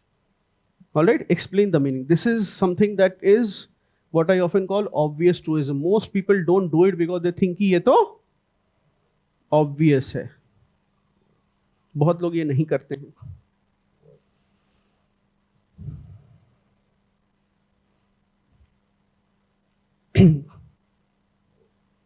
I'll ask a question without looking here and there. All of you very honestly raise your hands. How many of you don't know who has said this quotation? Raise your hands. Who don't know? Raise your hands. Those who don't know. Everyone raise your hands who don't know who has said this. Now look around once, all of you. ठीक है, देख. Now my point is, I take this example because the problem here is those who know. How many of you know who has said this? You can say, who has said this? Mahatma Gandhi. Do you realize that if this quote comes, half people will not write Mahatma Gandhi has said this because they don't know Mahatma Gandhi has said this. And other half will not know about Mahatma Gandhi because they think that इसमें लिखना क्या है ये तो already known है. Because they think that ये तो सबको, this is, you can see this from the survey of this class, which is largely mains appearing students. So do you see that how, so therefore a very simple, if you get this question, you do explain. I'm not talking about the introduction or the essay format right now. I'm just talking how to expand this quotation. You explain the meaning. What does this line mean? This lines first has been said by whom? Mahatma Gandhi. Second, you can say, according to Gandhi, he says that if we want to change the world, we must begin by changing ourselves. Second is, in code-based, identify the keyword. So change, you play on this keyword, identify the keyword, and use one tool that we use in social sciences. It is called typologies. It is called typologies.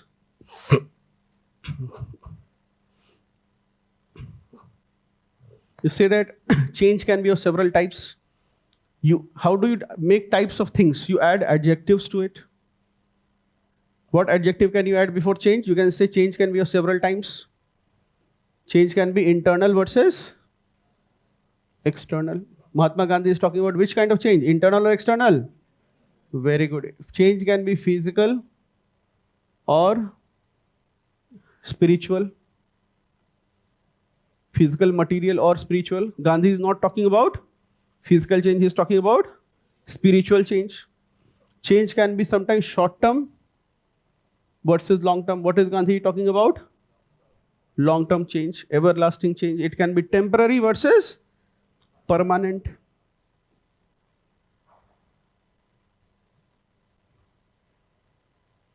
इसी पर खेल लो, 175 marks तक आ गए हैं लोगों के ऐसे में, फोरम से ही, कहीं और जाने की जरूरत नहीं है. You can also say good or bad, है ना? Now second tool in content augmentation both for GS as well as your essay, and this is एक make it logical. Logical का मतलब ये है you address why. Why does Mahatma Gandhi say this? Or just overall why? Just write 3-4 lines. Why change? Why change is important? You can write n number of arguments on it. N number of argument. You can say that change is necessary for evolution and creation. No creation is possible if change does not happen. New things will cease to be born if change will not happen. Therefore, change is important, isn't it? Why else change is important? Change is important for societal progress. Change is important for a society will stagnate if. Now, as you hear my sentences, you will realize that as a teacher, I am always telling this will happen if this does not happen. One more tool of social sciences you will read is the tool of negation. Means when you don't, again, this is applicable even if you know something, but if you don't know anything, you write a whole essay on what if things don't happen. Right? The tool of negation. What did I say? That change is necessary for social progress. What was my next line? If change does not happen, then society will stagnate. I talk about what will happen when change will not happen. You can use it in all your GS answers. There is a question on food processing. There you say food processing does not happen. It will keep the farmer poor and we will not be able to meet the objective of doubling farmers income. ऐसे भी 2021 का target था. Right जब लगा कि नहीं होगा तो हमने क्या किया? हमने पीएम किसान तो कर दिया कम से कम कि कुछ डबल नहीं तो कुछ तो मिल जाए. राइट 2019 में. So always use a tool of negation. What if this does not happen? Right? Sometimes we also use a tool what is called negation. Other is falsification, which means you will write, assume it is false and you will write negative ideas, counter it, falsification or counter. We'll see this tool also. Okay? So you can write, you can also say that change is important because change is inevitable because change belongs to the natural order. Quote from Bhagavad Gita. What does Bhagavad Gita say? Nothing is permanent. Change, it is, if there is one truth, then it is change. Parivartan संसार का नियम है. Change or evolution is the law of universe. Change or evolution is the law of universe, isn't it? You can follow any sort of approach, including the pastel approach. You may follow if you like. Political, economic, from social angle, from technological angle, from historical, cultural angle, you can write this. Then another thing that we do is we give some examples. All right. Examples is not a tool per se, but if you have to use a tool, then you will say the tool of comparison. In social sciences, what we do is we use the tool of comparison. You have to augment a topic. You will compare in this what? You can compare Mahatma Gandhi to what? Adolf Hitler. One comparison can be there. You can write one page on it. That two people in the 20th century, two pen, equally popular and equally famous. And one was Adolf Hitler, the other was Mahatma Gandhi. They both wanted to change the world. Hitler, on one hand, felt that there must be greater living space for Germans and undertook the policy of genocide and conquest to further his aspirations. Hitler believed in what sort of change? External change. Had he been a Gandhian, he would have focused on bringing a change in himself. But rather, what did he want to do? He wanted to rid Germany in particular and all of Europe in general of the Jews, leading to the extermination of 6 million Jews, committing one of the world's biggest genocide of the 21st century, isn't it? What happens later? On the other hand, Mahatma Gandhi, what did he do? When he felt that the British Empire could not be fought with bullets, swords, and armed revolts, he called for Satya and Agra, truth and non-violence, adopted the truths of truth and non-violence. And what did he achieve? He asked his followers to bring changes in themselves, to adopt non-violence, right? And what did he achieve? He was successful not only he fought, don't say that he brought India freedom, that is the smaller goal. You said that he fought against colonialism and imperialism, everywhere in the world, and brought freedom to not just India, वहाँ से शुरू करो, पाकिस्तान भी है भाई, है ना, all of South Asia, right? So therefore you can also compare Gandhi here to Ambedkar. We'll get into Gandhi-Ambedkar debate on some other time. Then you can also what is called falsification counter, or you can put a critique. Is views ka critique, yeah, you disagree to this statement. If you want any disagreement, you will definitely get some arguments from where? Marxist will always disagree to nearly everything. Be the change you want to see in the world. What will a Marxist say to it?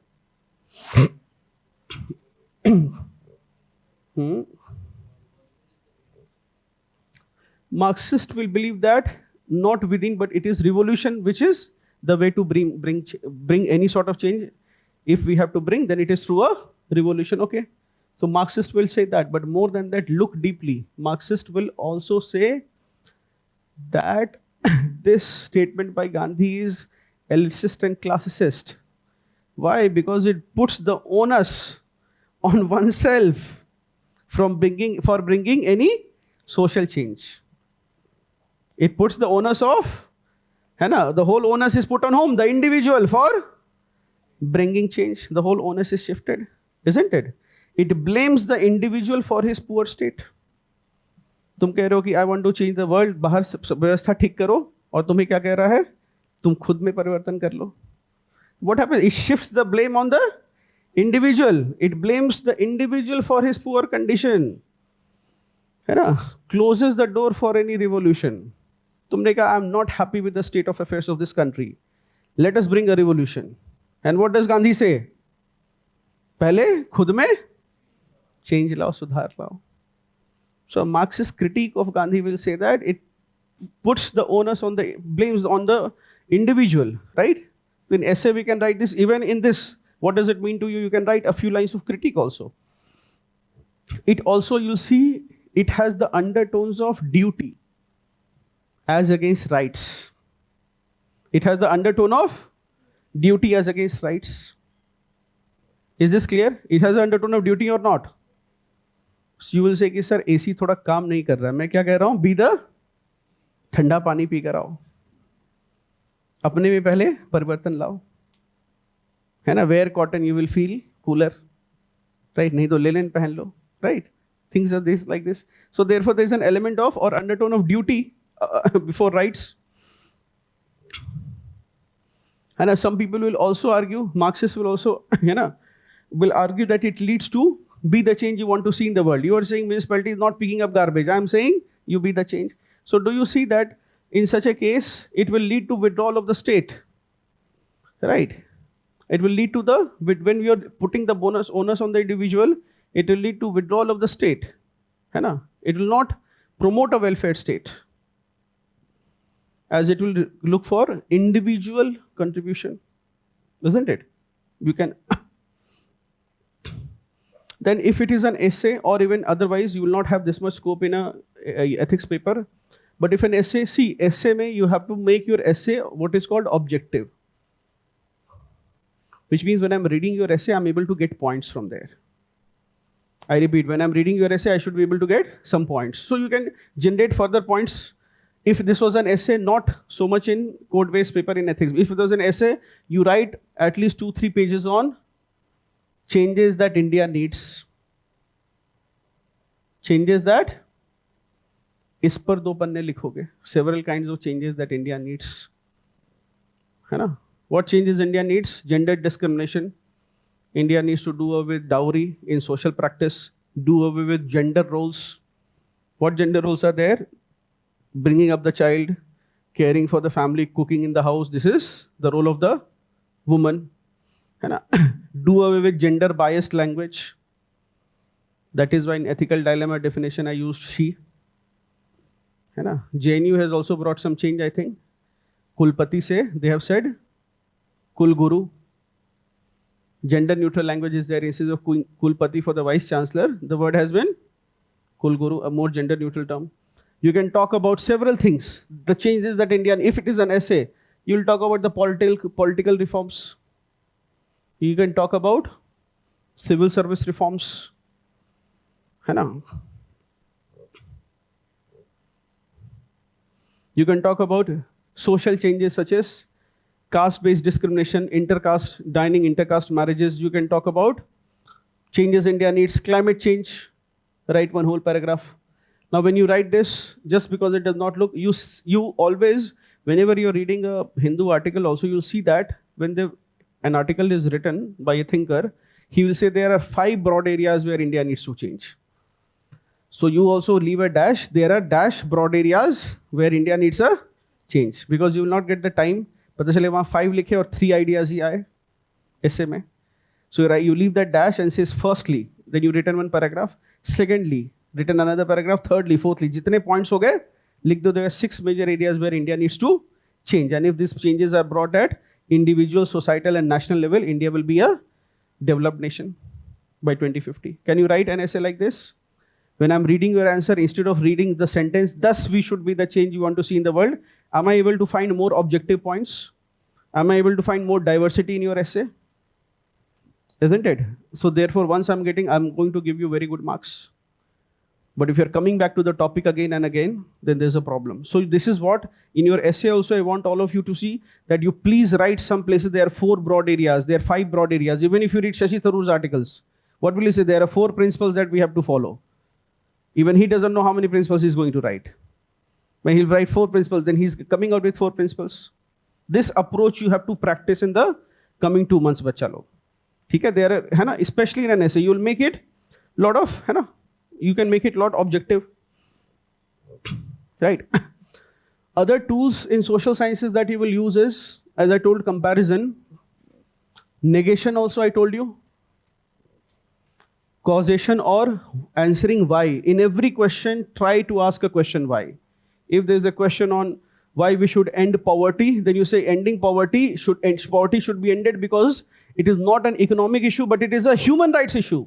Because when we are poor, there are so many things that are denied to us. You're thinking from a logical why perspective, right? So in every question, think why. In your second paragraph, write why you are saying this. In your answers. Then another tool in social sciences that we use is tool of comparison, which I told you. Please do a comparison with some contemporary, some other thing. Last is, what I say is, you create a binary. That is this versus that. You will always get a question like this versus that. What is more important? Moral competence or ethical competence or professional competence? And you will have to choose between this or that. What is the correct answer? In this, yes, but then don't write that both is the, you arrive at the answer. So you can use this comparison like what is called blind man versus the lame man. What can blind man do? He can walk but not see, which means there is capability, but there is no, you can replace this with wisdom, direction. And lame man, what he can do? He can see but not walk. What does this mean? It means he knows what is to be done. He has vision, knows what to do,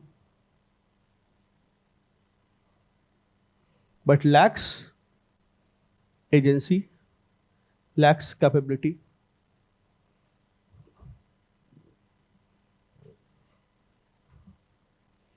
This argument where you will use in a question what is important, integrity or professional competence. Then what happens when you have too much integrity? In government also you will have this problem. You will go there in the government. I worked in government for 2 years. I can tell you my experience that this is the false binaries. You will always, the most competent person will always be corrupt. उसको कोई काम दो घपला उसमें, लेकिन काम हो जाएगा तुम्हारा.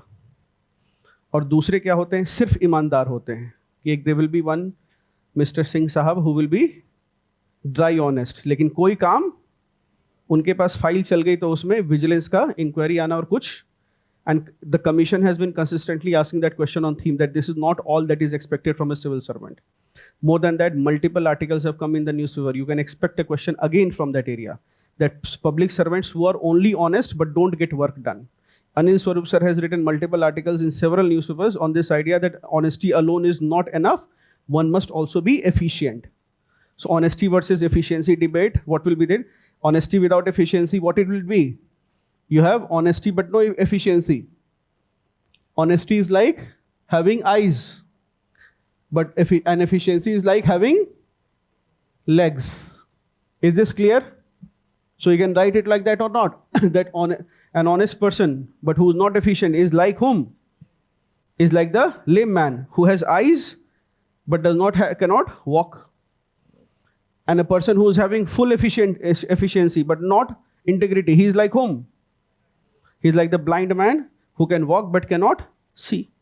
So therefore, what is needed is both. You can put this, if it is an essay, then you can make it a story that there was a lame man and a blind man, they wanted to go to the village fair, and then you begin this, then at the end of the essay, you write that, how did the lame man and blind man, how did they go to the village fair? है ना? So the blind man, yes, sat on the shoulder, है ना? The lame man sat on the shoulder of the blind man. Don't do it reverse. Double problem will be there. Okay. Or you in this, there is another tool which we use is, Supreme Court judgment is also there. We say 2 wheels of a chariot. This is also one phrase which we use. You have studied it in polity. Which between whom and whom you have studied? Yes, DPSP and fundamental right. 2 wheels of a chariot. Integrity and honesty are like the 2 wheels of a chariot. If anyone is missing, then work will not happen. Now let us take this key concept. Very good argument given by Himani that be the change you want to see in the world. It will be used by whom? It will be a feminist perspective will tell that this line has been said by Gandhi to perpetuate the yes, subservience of women. And you are saying that I'm finding it tough to manage my work as well as family, do the household work as well as office work. What does the husband say? Be the change you want to see in the world. है ना? अब अगर दुनिया को बदलना है तो खुद में परिवर्तन लेकर आओ. Feminists will also not agree to this. No, big problem, right? Now let us take the main keyword why we are here, ethics. Ethics has a Greek origin. from ethikos or ethos. Ethikos or ethos. This means either character or habit. It means character, custom, or habit.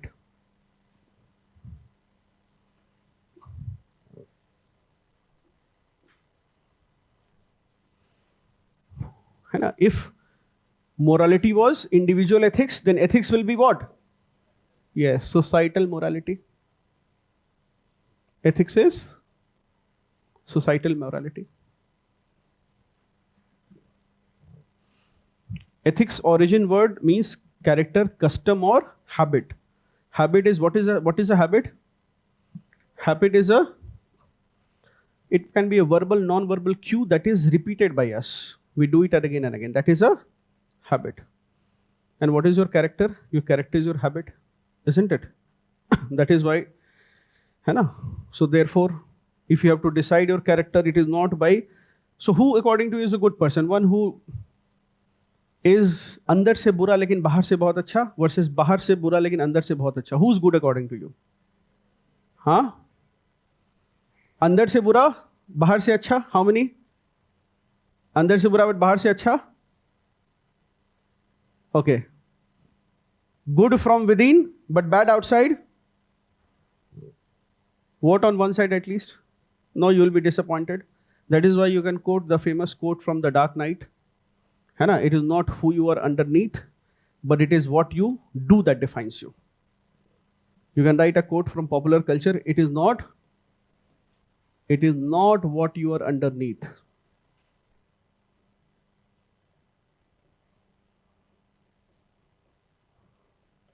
But what you do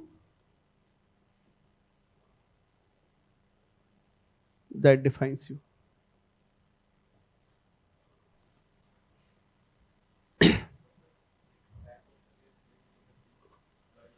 So remember that all the time this has been the problem. The rise in the 90s and till early 2000s, we had what is called the Bahubali culture in our country. During those times, there were muscle men or criminals who had entered politics and became elected representatives. They would run their own law, right?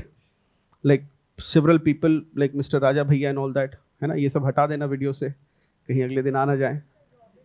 Yes, so that Robin Hood syndrome. नहीं तो उनके समर्थक होंगे कुछ. 2 बच्चे फारसी वाले हैं को तो मैं देख रहा हूँ, लग रहा है कि समर्थक हैं उनके. Right? So therefore, what was the problem? When you go, why do they enjoy popular support?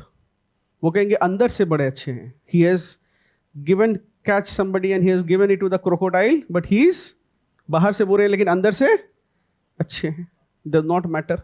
So remember, your character is defined by, it is not what you are underneath, but what you do that defines you. This was told to whom? In the popular culture, it was said to Bruce Wayne.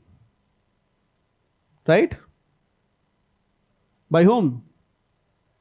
By the character Rachel in The Dark Knight. So therefore, what is important for one's character is not just what we are deep within, but also how we exhibit it in our day-to-day actions. It is very important. है ना? It was said to Bruce Wayne who led a double life as Batman, a masked vigilante in the city. Right? What does it mean to be ethical? What does it mean to be ethical? What does it mean to be ethical?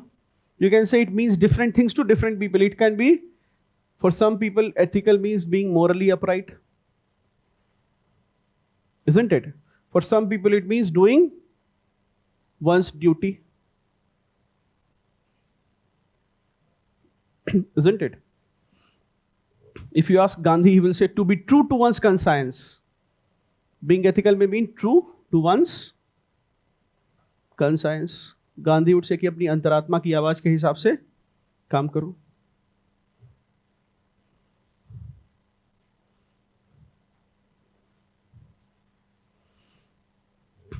For some people, being ethical would mean to follow the law.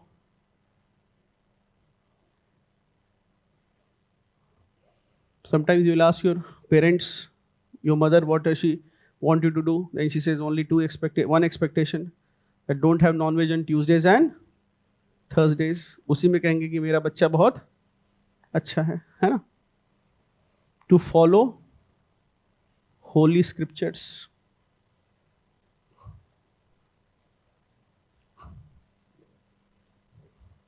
Right? To follow holy scriptures. And what happens when do you say somebody is unethical? When he goes against societal norms, unethical societal norms. Against what is societal norms? When someone breaks the law, acts against public good,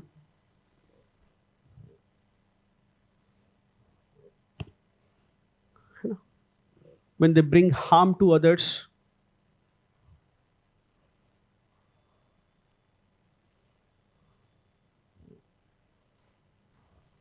right? What is the sources?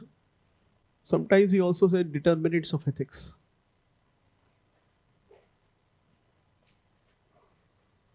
See, ethics is determined by, now there are two views.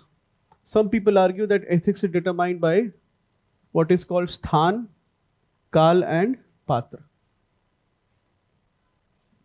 which means place, time and context.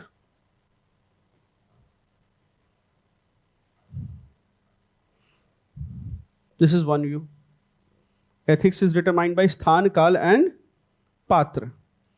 This is extremely true in the case of Indian system of ethics and Indian philosophical thought.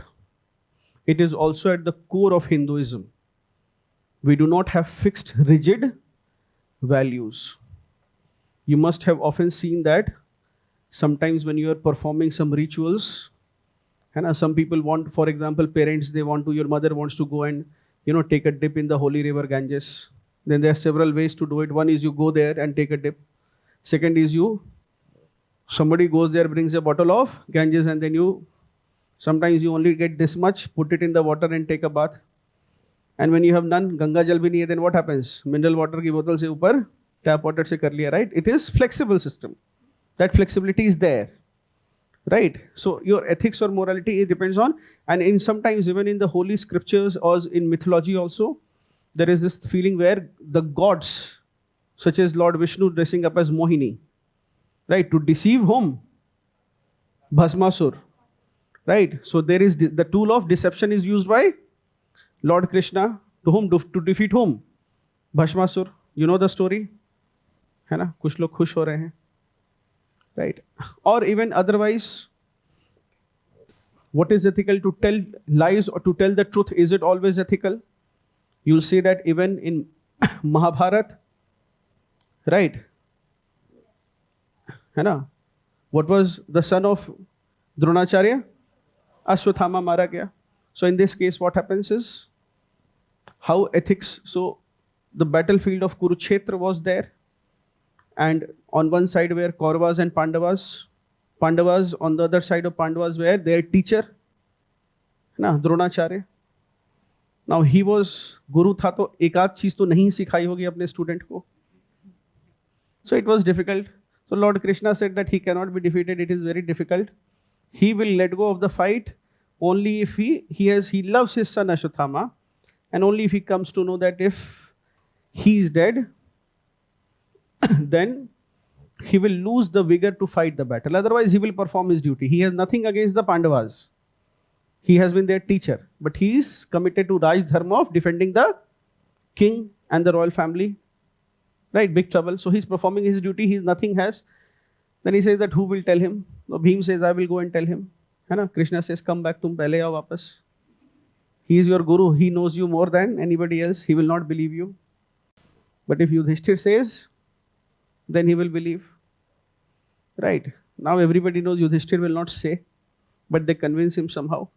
So there are several versions of Mahabharata, but one version says that everybody started chanting in the battlefield around Dronacharya that Ashwathama is dead. So he started hearing this in the battlefield, soldiers saying Ashwatthama is dead around him. He knew that this can be a ploy and a game, especially when Lord Krishna is there on the other side. Right? So he knows that this is pointless to ask Lord Krishna also, he will play the game. But one person will not tell lies. Who's that? Yudhishthir. Right? So therefore Yudhishthir said, I cannot say this, but then somehow he was convinced. How was he convinced? Krishna said that, है ना, that we will have an elephant, we will name it Ashwatthama, put a tika chandan and do its namkaran, and then Bhim will kill it, and when Bhim will kill it, we will say Ashwatthama is dead. So when Dronacharya asks, है ना, Yudhishthir is Ashwatthama, है ना, what happened? Is Ashwatthama dead? Yudhishthir ends up telling the truth. He says, Ashwatthama, yes, Ashwatthama is dead. है ना? That is one part. Or the second part says that he ends up saying Ashwatthama is dead and adds the line that, but it was an elephant, and that time Lord Krishna rings the shank so that Dronacharya does not hear it. Right? So therefore different times you will hear in mythologies Sthan, Kal, Patra. Ethics, what is ethics and what is moral? It depends on, sometimes it depends on this. This is at the core of Indian system of ethics. But apart from that, there are other factors which determine ethics. So if this is an individual, the first determinant of what is his ethics will be family. Who will include in the family? Mother, father, siblings, grandparents भी लिख देना. Examiner will be a grandparent.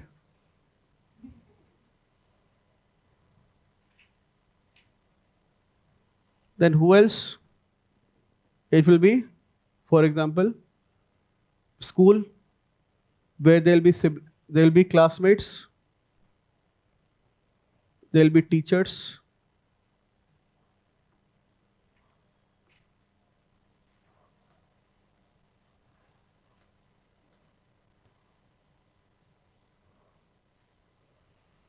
then there will be society, wider members of the society will be there. Ethics will also be derived from workplace. There will be a code of conduct. All India service conduct rules will be there. Marketplace.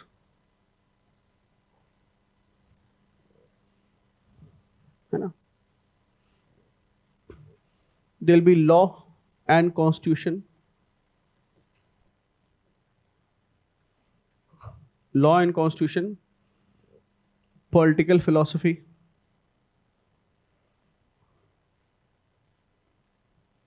there will be role of revolutions,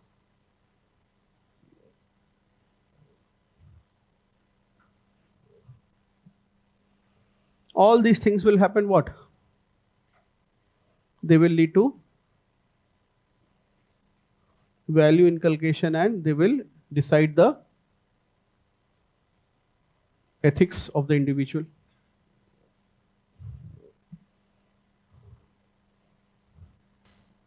All right. So these all things will determine. Also put technology. What is ethical is also decided often by access to technology. Your values will heavily be decided on what is the technological revolution of your times.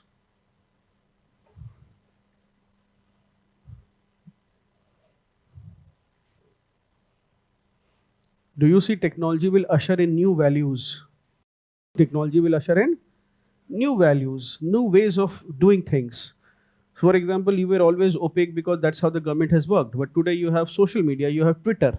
What will be the common citizen expect? That you should be on Twitter, and if they tag you, you should be answering. That is happening at the highest level of the government of India.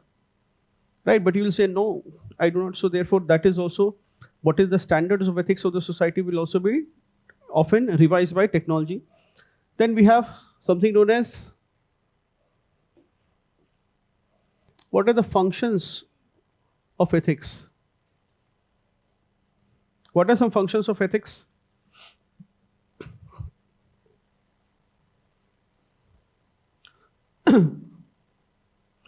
See, ethics provides what is called a moral map. Provides a moral map. All of you use Google Maps?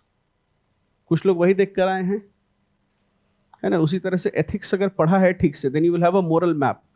You will know what is right and what is wrong. So this, it provides a moral maps and therefore helps in, है ना, deciding, telling right from right versus wrong. ये पता चल जाता है ethics पढ़ने से.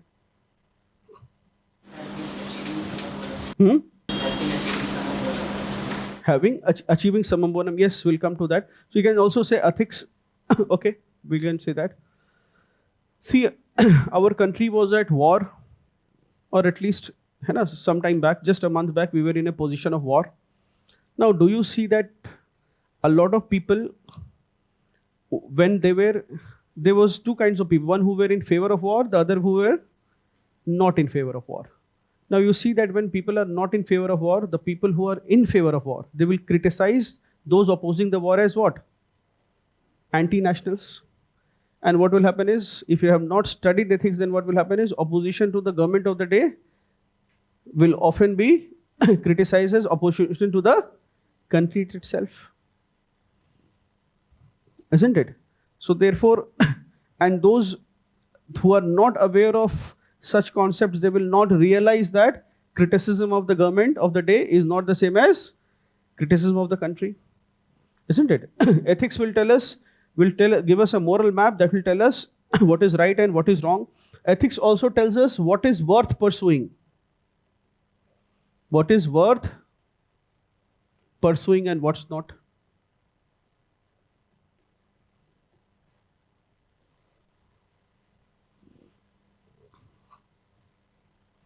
It creates a sense of guilt. It creates sense of guilt when we act unethically.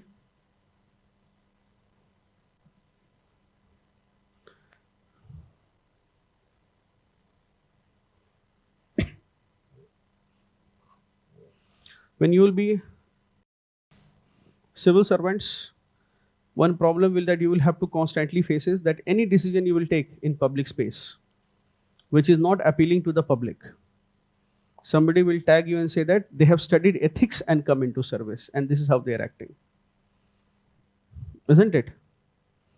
And because of that fear, you know that you have been selected after ethics paper was introduced, so you will have to hear it more. Right? The burden of having studied ethics will be put on you. So what is expected? It is expected that because you have studied ethics and you know ethics, so therefore you should not act unethically. Right? If I do something, you will say he's teaching ethics and not following, big burden. Right? So therefore ethics does one more thing. What it does? It checks against, ethics checks against individual evil actions. You know that there is a government order as an SDM against individual evil actions or bad actions. Government order, what is the government order? You have to Atikraman Hatao, and there are families living there. You know that government order will say Atikraman Hatao. Then the matter will go in the court. And the court will reprimand you saying that when you know that there were children and women and it was Delhi winter, how could you do this in the middle of the night? Your standard operating procedure was very clear. You have to do it in the middle of the night so that minimum damage will happen. Because people will be sleeping, there will be no protest, there will be no violence, everybody will be safe. नींद में ही लोग रहेंगे, उनको pack करके गाड़ी से भेज दिया जाएगा शहर के बाहर, कुछ पता ही नहीं. This is what is the standard operating process. Media will also, भड़काने के लिए भी लोग नहीं रहेंगे. Right? This is what you knowing that if you do it in the middle of the day, then there will be more people will come from anywhere. Violence chances are there. More people are likely to be hurt. But then what happens is in the judiciary will tell these servants have studied ethics and they have been merciless on vulnerable groups. Big challenge. So do you see that once you've studied ethics, after that, you know that this is the problem that you will have to face? Isn't it? But once it checks against individual actions, it also does one more thing. It sustains humanity. It sustains humanity and makes civilization possible. And makes civilization possible.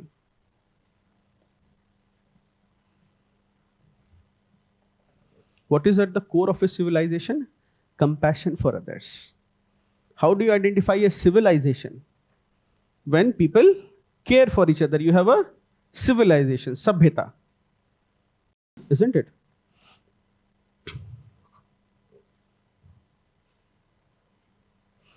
It can help. What else can ethics do? Yes, it can help in pinpointing disagreements.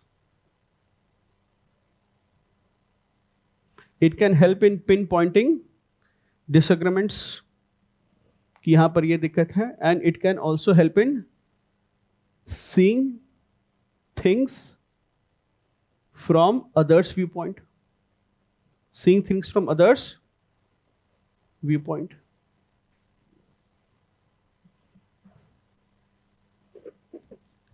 Ethics can help us see from the viewpoint of others. Your moral character, that is why you are able to see that not as a ticket checking matter, but you are able to see it from the viewpoint of the old woman, which is why you are sympathetic to her. Yeah, you are feeling that I am penniless, I have no money, I am old, I am vulnerable, right? And there is nothing I can do. If I have to reach home, I have to simply board a train. So you are able to see things from the viewpoint from others. And because you are seeing it from her viewpoint, what happened because of that? When we are able to see, it promotes what? Tolerance, right? It promotes tolerance for others. It makes society tolerance. It also helps in, when you see things from the viewpoint of others, it helps in conflict resolution. यहाँ पर case studies tool kit के लिए एक लिख लो. You read this word. It is, we see things from the viewpoint of others. This is in the Anekantvad of Jainism. Everybody knows the story of the 6 blind men. You must have read it as school children without the profoundness of it. So 6 blind men wanted to see a elephant. So they tell their innkeeper or where they are staying that we are going to the city to see an elephant. So the man says, okay, but you are blind, how can you see the elephant? He says, no, we are going to try. So they come back. So this man asks, how is the elephant like? So all the 6 blind men, they say different things. So somebody touched the body of the elephant, they say the elephant is like a wall. Somebody touched the legs of the elephant, he says elephant is like a pillar. One blind man touched the ears of the elephant and says that elephant is like a fan. Somebody touched the tail of the elephant and says elephant is like the rope or the snake. So according to Jainas, reality is many-faceted or many. As ordinary persons, we can only know some facets of reality. As ordinary persons, we can only know some facets of reality. And therefore, it directly contributes to tolerance in the society. Your God is also true, my God is also true. Do you see it will check against fundamentalism? Isn't it? It will check against fundamentalism.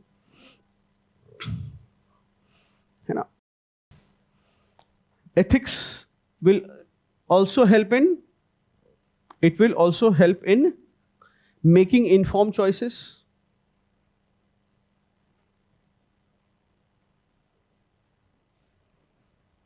For example, such as buying from a roadside vegetable vendor versus a supermart.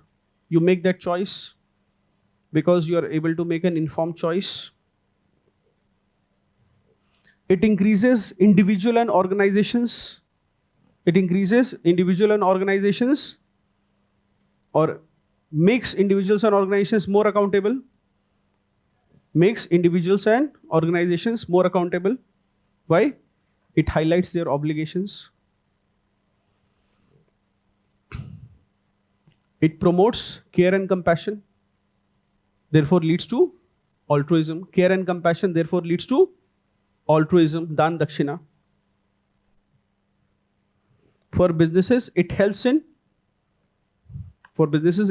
building trust. It helps in building trust. Is being ethical good for business or not? We'll do this in ethics versus business. Okay. Ethics also helps in bringing forth the cause of social justice. It brings forth the cause of social justice, samajik nyay. Therefore, it makes affirmative action, reservation possible. Can you think of some examples? Yes, Forest Rights Act. है ना? What is the full word? And rights of traditional forest dwellers. Right, rights of women and children, Dalit rights. It brings ethics, therefore leads to progressive policies and legislations. Can you name some policies and legislations which are progressive? नारी समान अधिनियम, नारी वंदना अधिनियम, चलो ठीक है ना? Right from है ना? So for example POCSO act और prevention of sexual harassment at work place, these are possible because of ethics. Ethics also reflects the values of the society. Ethics reflects what? The values of society.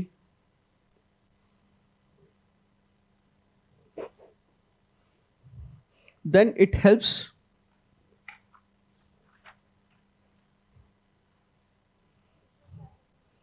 yes. Then it also helps in predicting future societal problems and addressing them.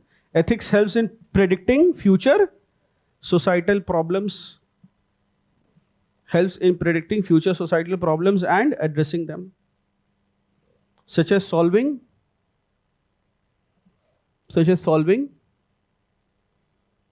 techno-economic problems. Directly asked previously, that how can ethics help in solving techno-economic problems?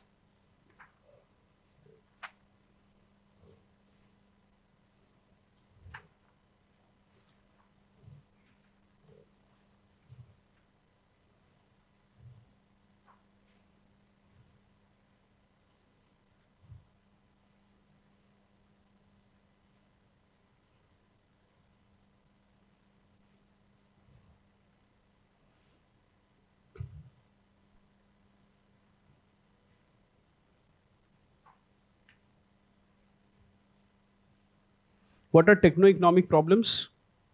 Shall we do it? Techno-economic problems, how ethics can solve? Direct question is there. Which year?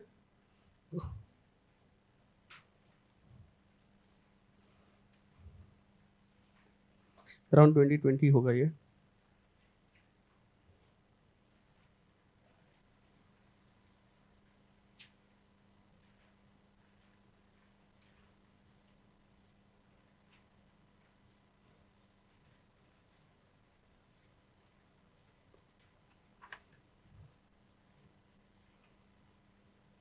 Techno-economic problems.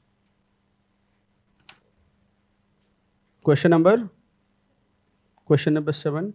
Current internet expansion is still a different set of cultural values. Okay, that is indirect question. There is a direct question also. What are some techno-economic problems? Cryptocurrency. See, techno-economic problems, they refer to the issues. एक line लिख लो. Techno-economic problems are what? Techno-economic problems are the issues that arise because of technological advancements. Arise because of technological advancements and have direct bearing on the economy.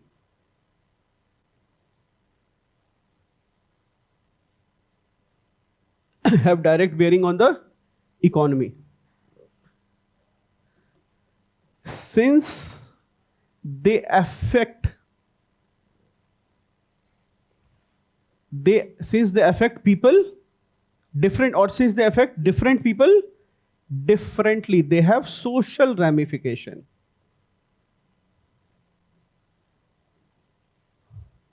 Since they affect different people differently, they have social ramifications. Therefore, these are techno-economic problems.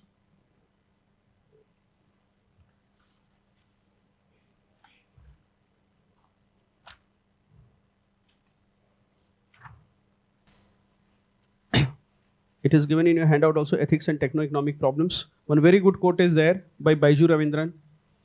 है ना?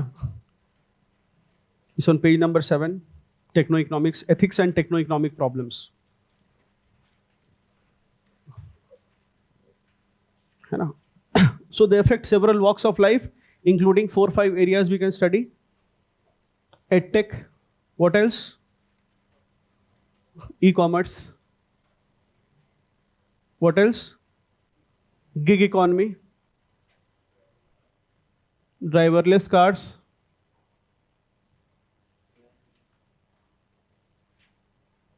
Artificial intelligence. And now you can also say cryptocurrency.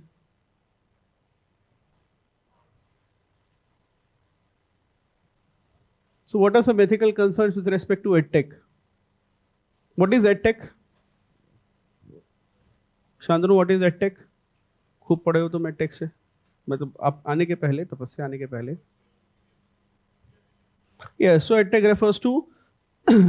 refers to app and web-based digital services.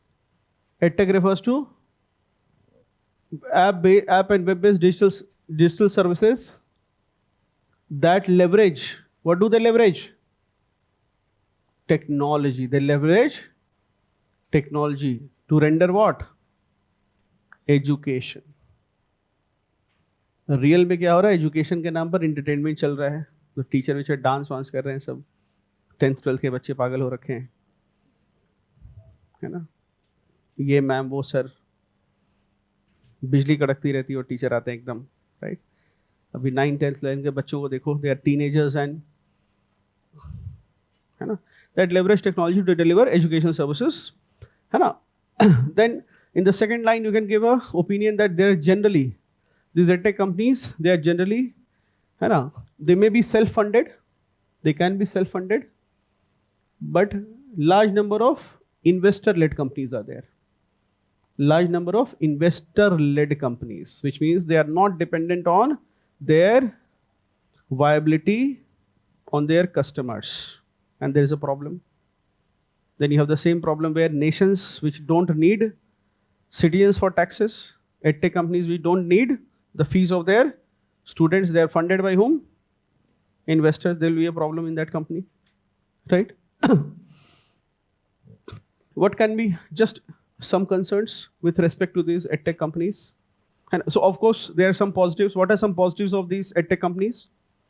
Yes, they have led to affordable education, है ना, and democratization of information and, है ना, and education. They have democratized education. They have made it easy to access information and educational services, have made it available everywhere, right? What are some ethical concerns?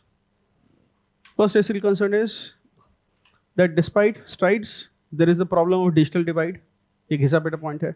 What are some concerns? There is the problem of digital divide, not the biggest of ethical concerns. There are other ethical concerns also, है ना? What are other ethical concerns? There is a problem of what? Sometimes there are ethical concerns with respect to edutainment in the name of education. Edutainment in the name of, you can also sometimes replace it by fully entertainment in the name of education, right?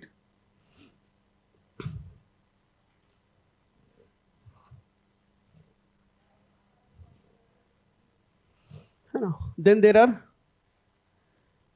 data privacy concerns. Why are there data privacy concerns? Because they collect large amount of data. And whose data? Yes, data, collect large amount of children data, child data. Second is no clarity. No clarity how that child data will be exploited. Across the life cycle of the child.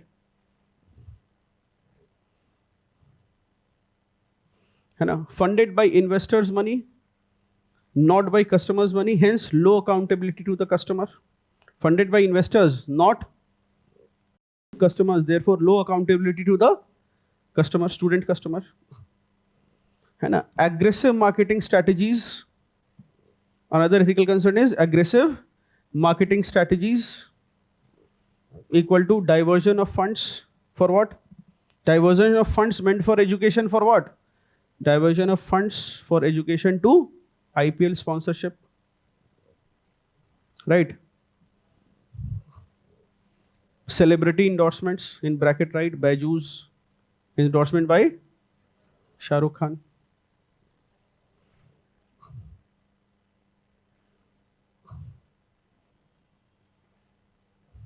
Then there is a neglect of administration. There is a neglect of administering existing students, neglect of administering courses to existing students, as continuous pressure for new user acquisition, as there is continuous pressure for new user acquisition.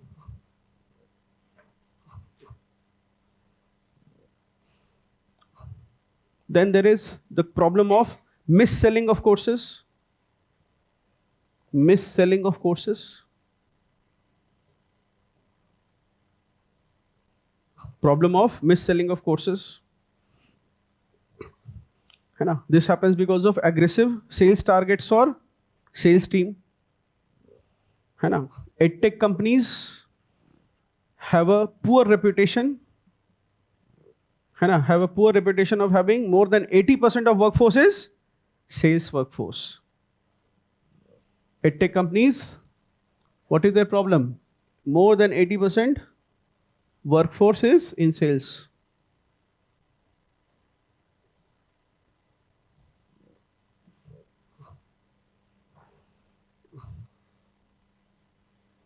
Sometimes there are artificially curated courses that nobody needs and are being sold. You're not aware of this, but in small tier 2, tier 3 cities, there will be tablet courses, जहाँ पर there is language course being created in a tablet and it is sold to a student. Piano का course है, swimming का भी course है, कि tablet पे swimming सीख जाओगे. अरे स्विमिंग भूल जाओगे तब सीखोगे, है ना? तो दिक्कतें हैं ये सब, right. And there is the unethical and hidden employment, unethical and hidden employment of influencers. Unethical and hidden employment, hidden, not disclosed. Unethical and hidden employment of influencers to promote brands. If it is disclosed, there is no problem, but hidden use of influencers. So this is with respect to students. What is the concern with respect to markets?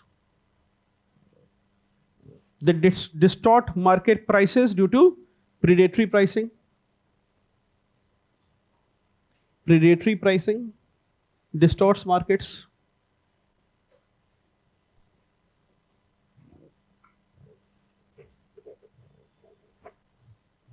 Then poaching of teachers directly contributes to increased course fee in long term, in both short and long term sometimes.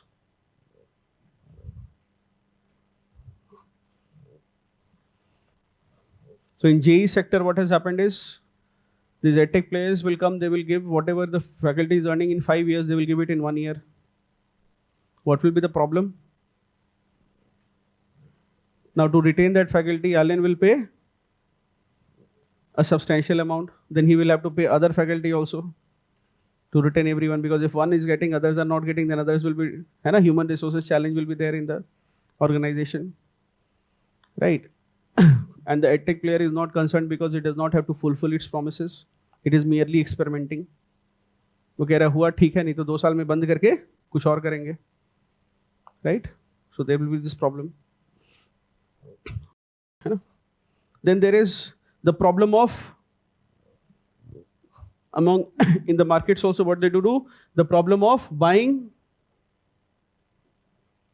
digital rights or social media rights of toppers to influence Buying digital media media rights or social media rights of toppers to influence customers, creating false perception of results.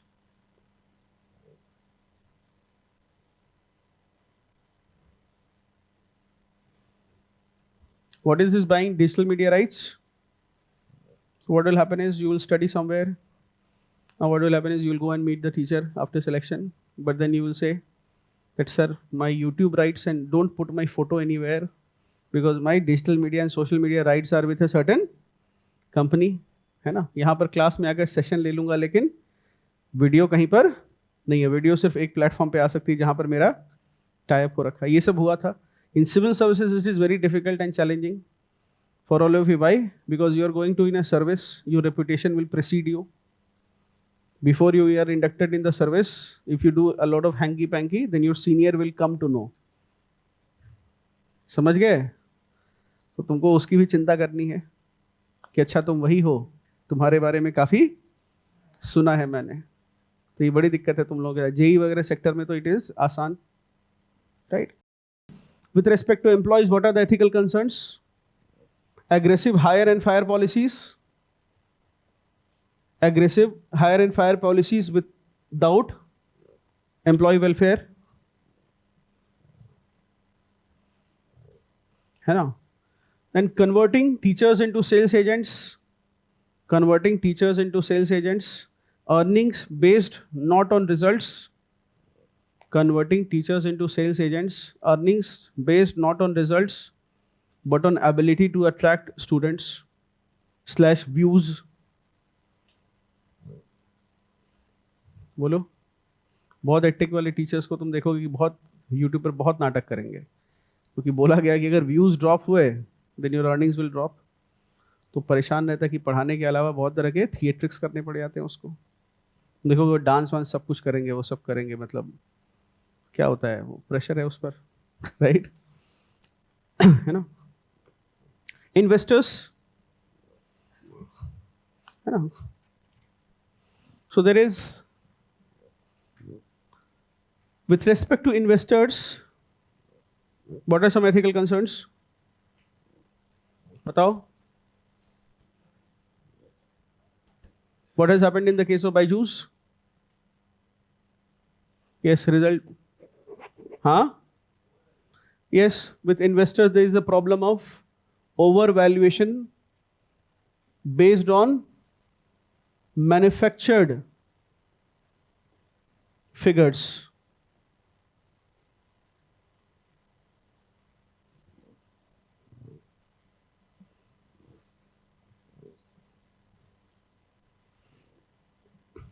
है ना? Finally, what is our position here? See, the dictum of greed is good. Greed is good. This dictum, which is generally true for capitalism, is not true for edtech sector. Has not been true for edtech sector.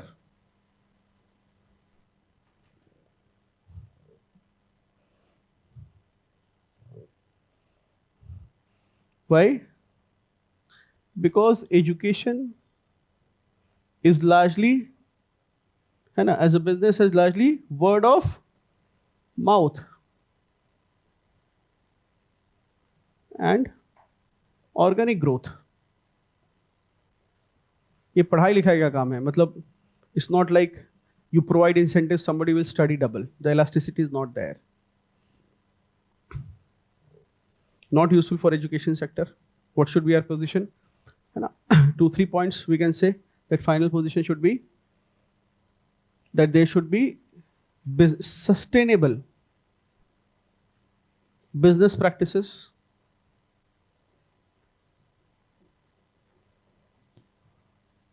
healthy competition,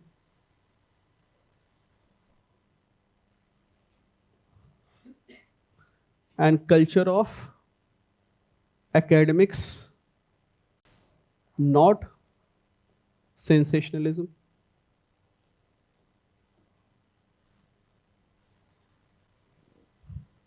Right? These sort of things can be there. Yes. ठीक है, एक last topic कर लेते हैं. सब थक गए हैं, पर चलो, nature of ethics. What is the nature of ethics? There are two views regarding it. As I told, one says that ethical rules or ethical principles, they are universal and absolute, such as telling lies. It is always correct, right? There are two schools of thought. Telling lies, sorry, it is always right. It is always wrong. Stealing is always wrong. Telling lies is always wrong. Speaking the truth is always correct, right? So one school says that moral principles are universal and absolute.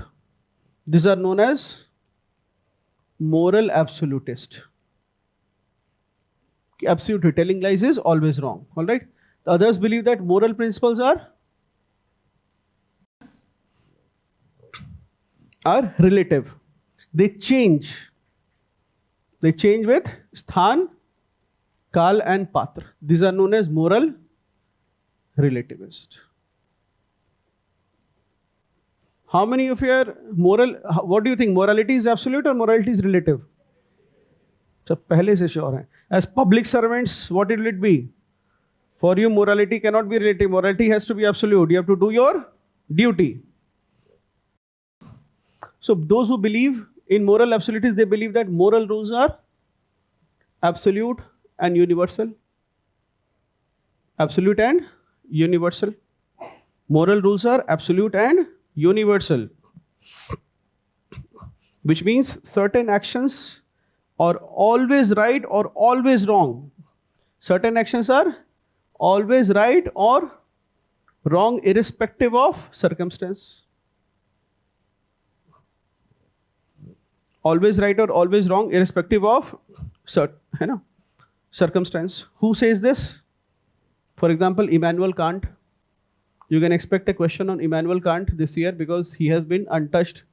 They have asked question from Weber also, and Rawls also has been asked, but Kant has not been, and he's a major influence. Immanuel Kant. Why do people favor moral absolutism? So once you believe in moral absolutism or that moral rules are universal, always correct, then what does it do? It supports what? Well, it supports religion. Religion में, are there exceptions? No. Religion is based on rigid moral rules. ये करना है तो यही करना है ना? It supports religion. It also supports state.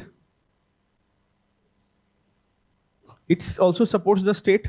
State gets its moral recognition from where? Moral absolutism. If the state has said that this is what citizens must do, then by all means citizens must do that. If you don't believe in it, you say, nahi, state kisne kaha? Ye to state keh raha hai. But there can be a difference of opinion. You do not believe in it, then there's a problem. It will lead to support of state also. It supports creation of laws. It supports creation of laws and makes constitution possible. Is constitution possible when you believe that there is no principle which is universal? Then there is no possibility of a constitution also. You'll say कि नहीं, ये तो context में है, relative है, right?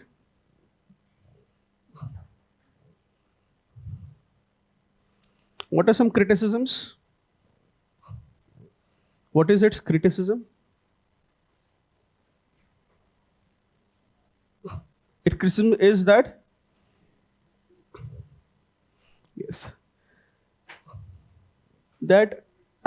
yes, it brings rigidity in morality. Second criticism is that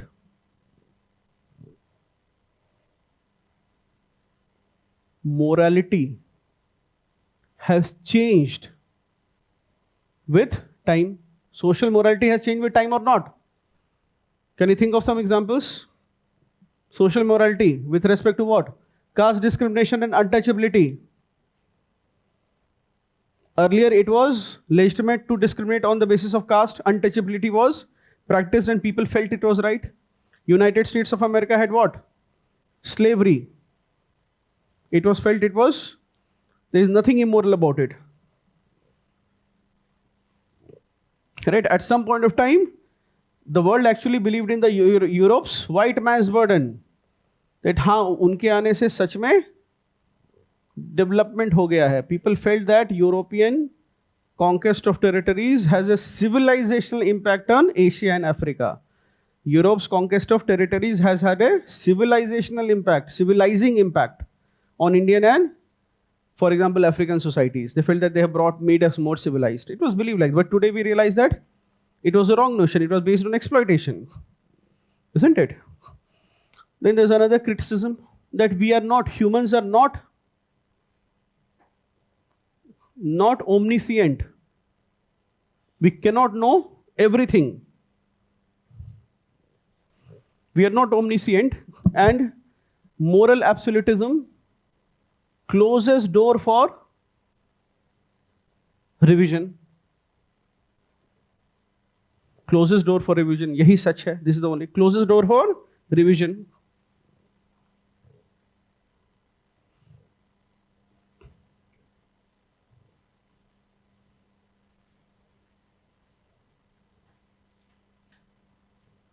And what happens?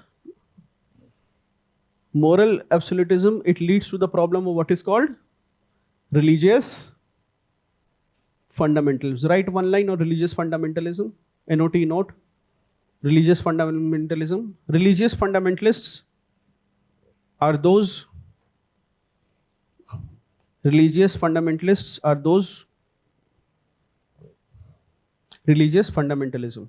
Religious fundamentalists are those who believe in the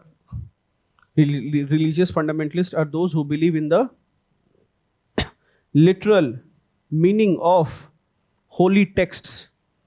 Who believe in the literal meaning of holy text. They believe that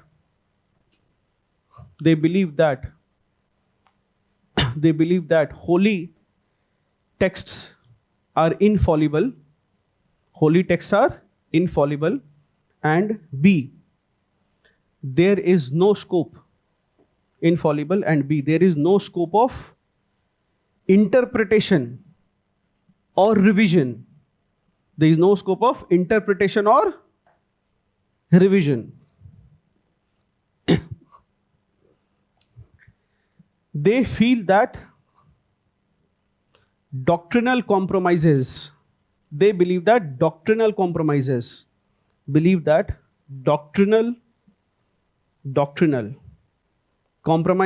have already been made. They believe that doctrinal compromises have already been made, and action must be taken. To save the religion. Dharm khatre mein hai. And action must be taken to save the religion. Is this clear?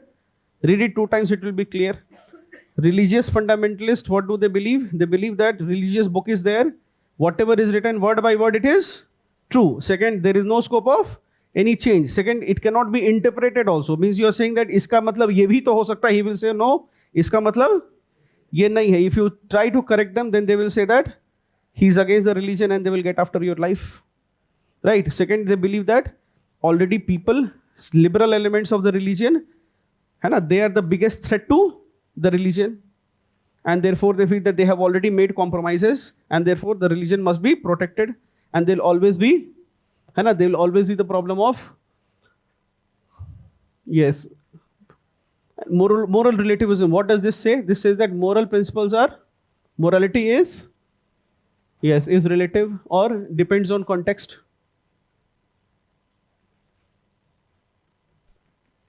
What was just tomorrow?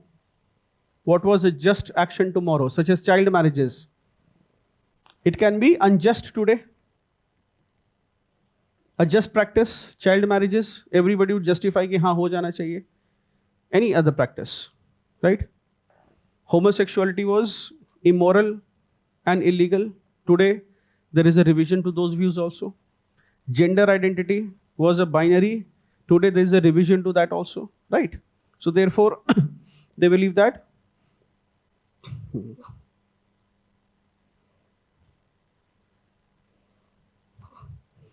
moral relativism, what is its benefit? It promotes what? Promotes multiculturalism, tolerance,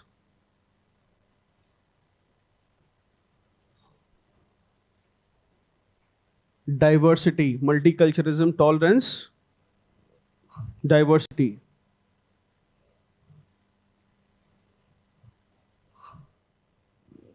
It is at the moral relativism. In India, what do we have?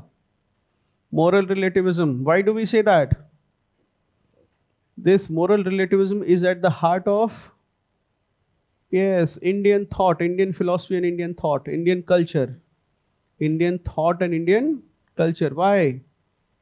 Because in India, if you see, in India, the majority community, you see that how many gods are there? You can give any number and you can be correct. That's the beauty of it.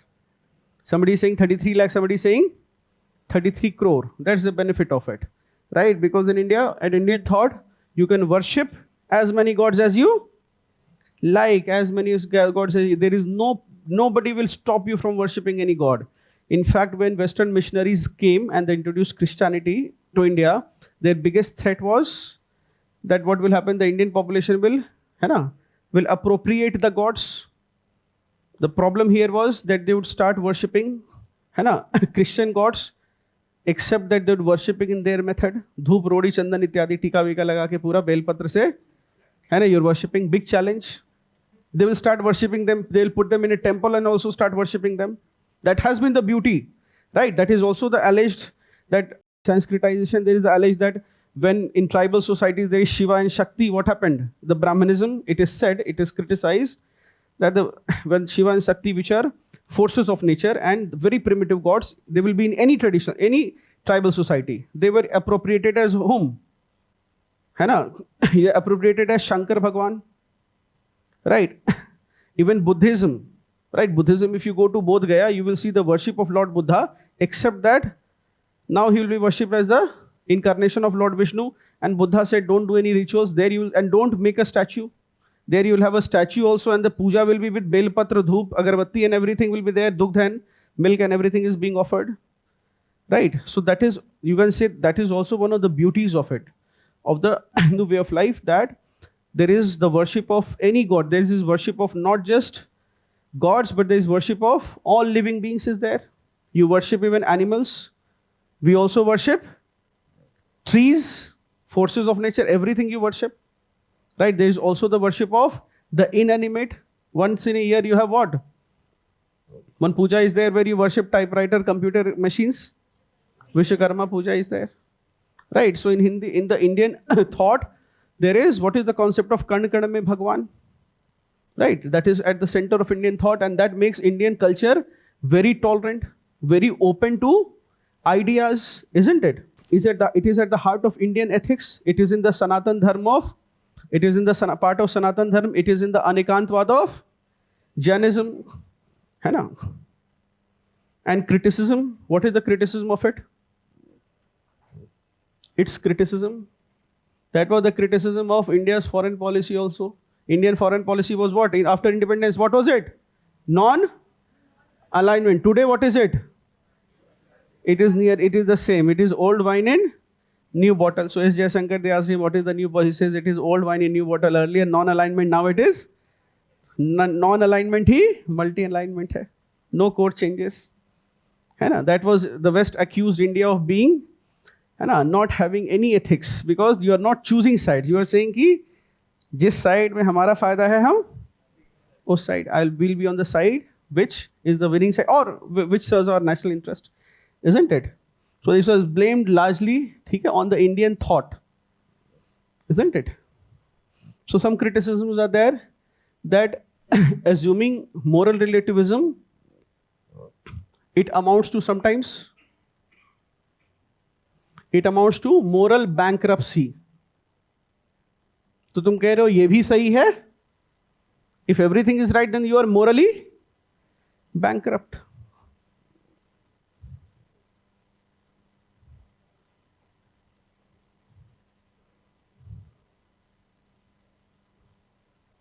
Yet there's second is there is also the problem of circular fallacy. What is the circular fallacy?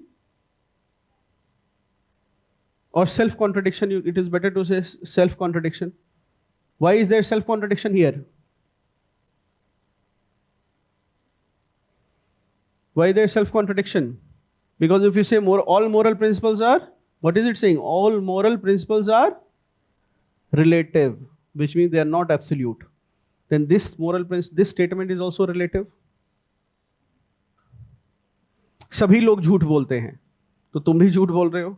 Then this statement, right? There is an internal contradiction. Then what is the final position? Is our moral principles universal or are they ever changing? If you believe in moral universalism, then it also makes constitution and law possible. It also has one benefit. What is the benefit of it? It also makes human rights possible. Moral universalism makes human rights possible. Without it, human rights is not possible. You are saying killing is bad. Yes. Amnesty International says killing is bad whether it is a terrorist or a criminal or a innocent man. The Naxalites who have killed innocent people, they are also bad. But you killing Naxalites, that is also bad. Right? You will sometimes fail to see that Amnesty International, they will raise petitions for saving the life of a terrorist who's going to be hanged. Right? They petitioned for taking a mercy on the life of Ajmal Kasab also. Right? Because they're feeling that. Why? Because what do they feel? They feel is that what is human rights? And these are universal. Everybody has them. The right of an American citizen is the same as the life of a Afghanistan national. They will oppose war also, and therefore it will look like that they are opposing their anti-national sometimes. Do you see that problem? And so our final position, what will it be? Moral principles are relative or are they absolute? You will say some are relative and some are absolute. Can you give some examples? इस question को लिख लेना. You attempt this question. है ना? Question number 2. Can you write as a homework? Note down question number 2. What is the question? Anyone can stand up and read?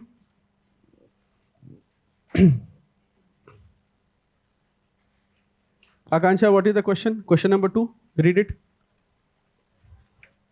Okay. Huh? Question number 2 of PYQs.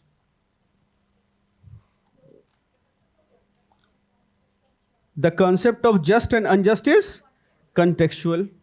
What was just a year back may turn out to be unjust in today's context. Give 5 examples. Can you give 5 examples? 3 examples can you give? Even 5 also you can give. What was unjust a year back may turn out to be unjust in today's context. You think from all walks of life. In India, we had one huge problem. Forest Rights Act. What did it do? It nationalized forest. Means forest belongs to whom? This was brought later, bacha. But Indian forest rights, the name was Indian forest rights, and it took away the rights of the forest dwellers and made it a national property. Which means if a forest dweller if a tribal person is living here, what does the forest guard say and do? Yahan se jao. He says, I'll live here. He will say, give me your property document. When did you buy this? Who is he? He's a traditional forest dwellers. How many years he's been living there? Thousands of years. He does not need a land or a patta right to occupy that place. Which is why sometimes you will see that hum kagaz nahi dikhayenge becomes a cry of the subaltern groups. You see sometimes it is always. So therefore when you ask the tribal, where is your document? He says, I don't have it. And he is always chased by the forest guard and forest authorities. He will come, he will say, my sahab has said, yahan par sherni ne bachcha diya, you guys leave. Arey, how will I leave my house? Can you say it to Delhi resident? In Delhi you cannot say this. They will say relocate the whole zoo instead. But there you will ask the whole village to relocate because a tigress is given birth and she is on international radar that at least you are increasing the tiger population, you see. So therefore we brought changes to it. So therefore Changing context should be constantly under scrutiny to prevent miscarriage of justice. Give 3-4 examples, and can we write this? You do it as a homework, and you submit it. What is the email you will submit it on? You'll get a mail with respect to assignment submissions. So you do question number 2. All right. Let us just do one question, and we'll discuss it tomorrow. All right. So not tomorrow. Day after tomorrow we'll have another class. So the class method will be that what we'll try is we'll revise everything that we have done very quickly. So all of you finish off whatever you have read. By second or third class, you should be good enough to write answers in the class itself. We'll be covering enough number of topics. Also, for any suggestions, you can write to me at this email address.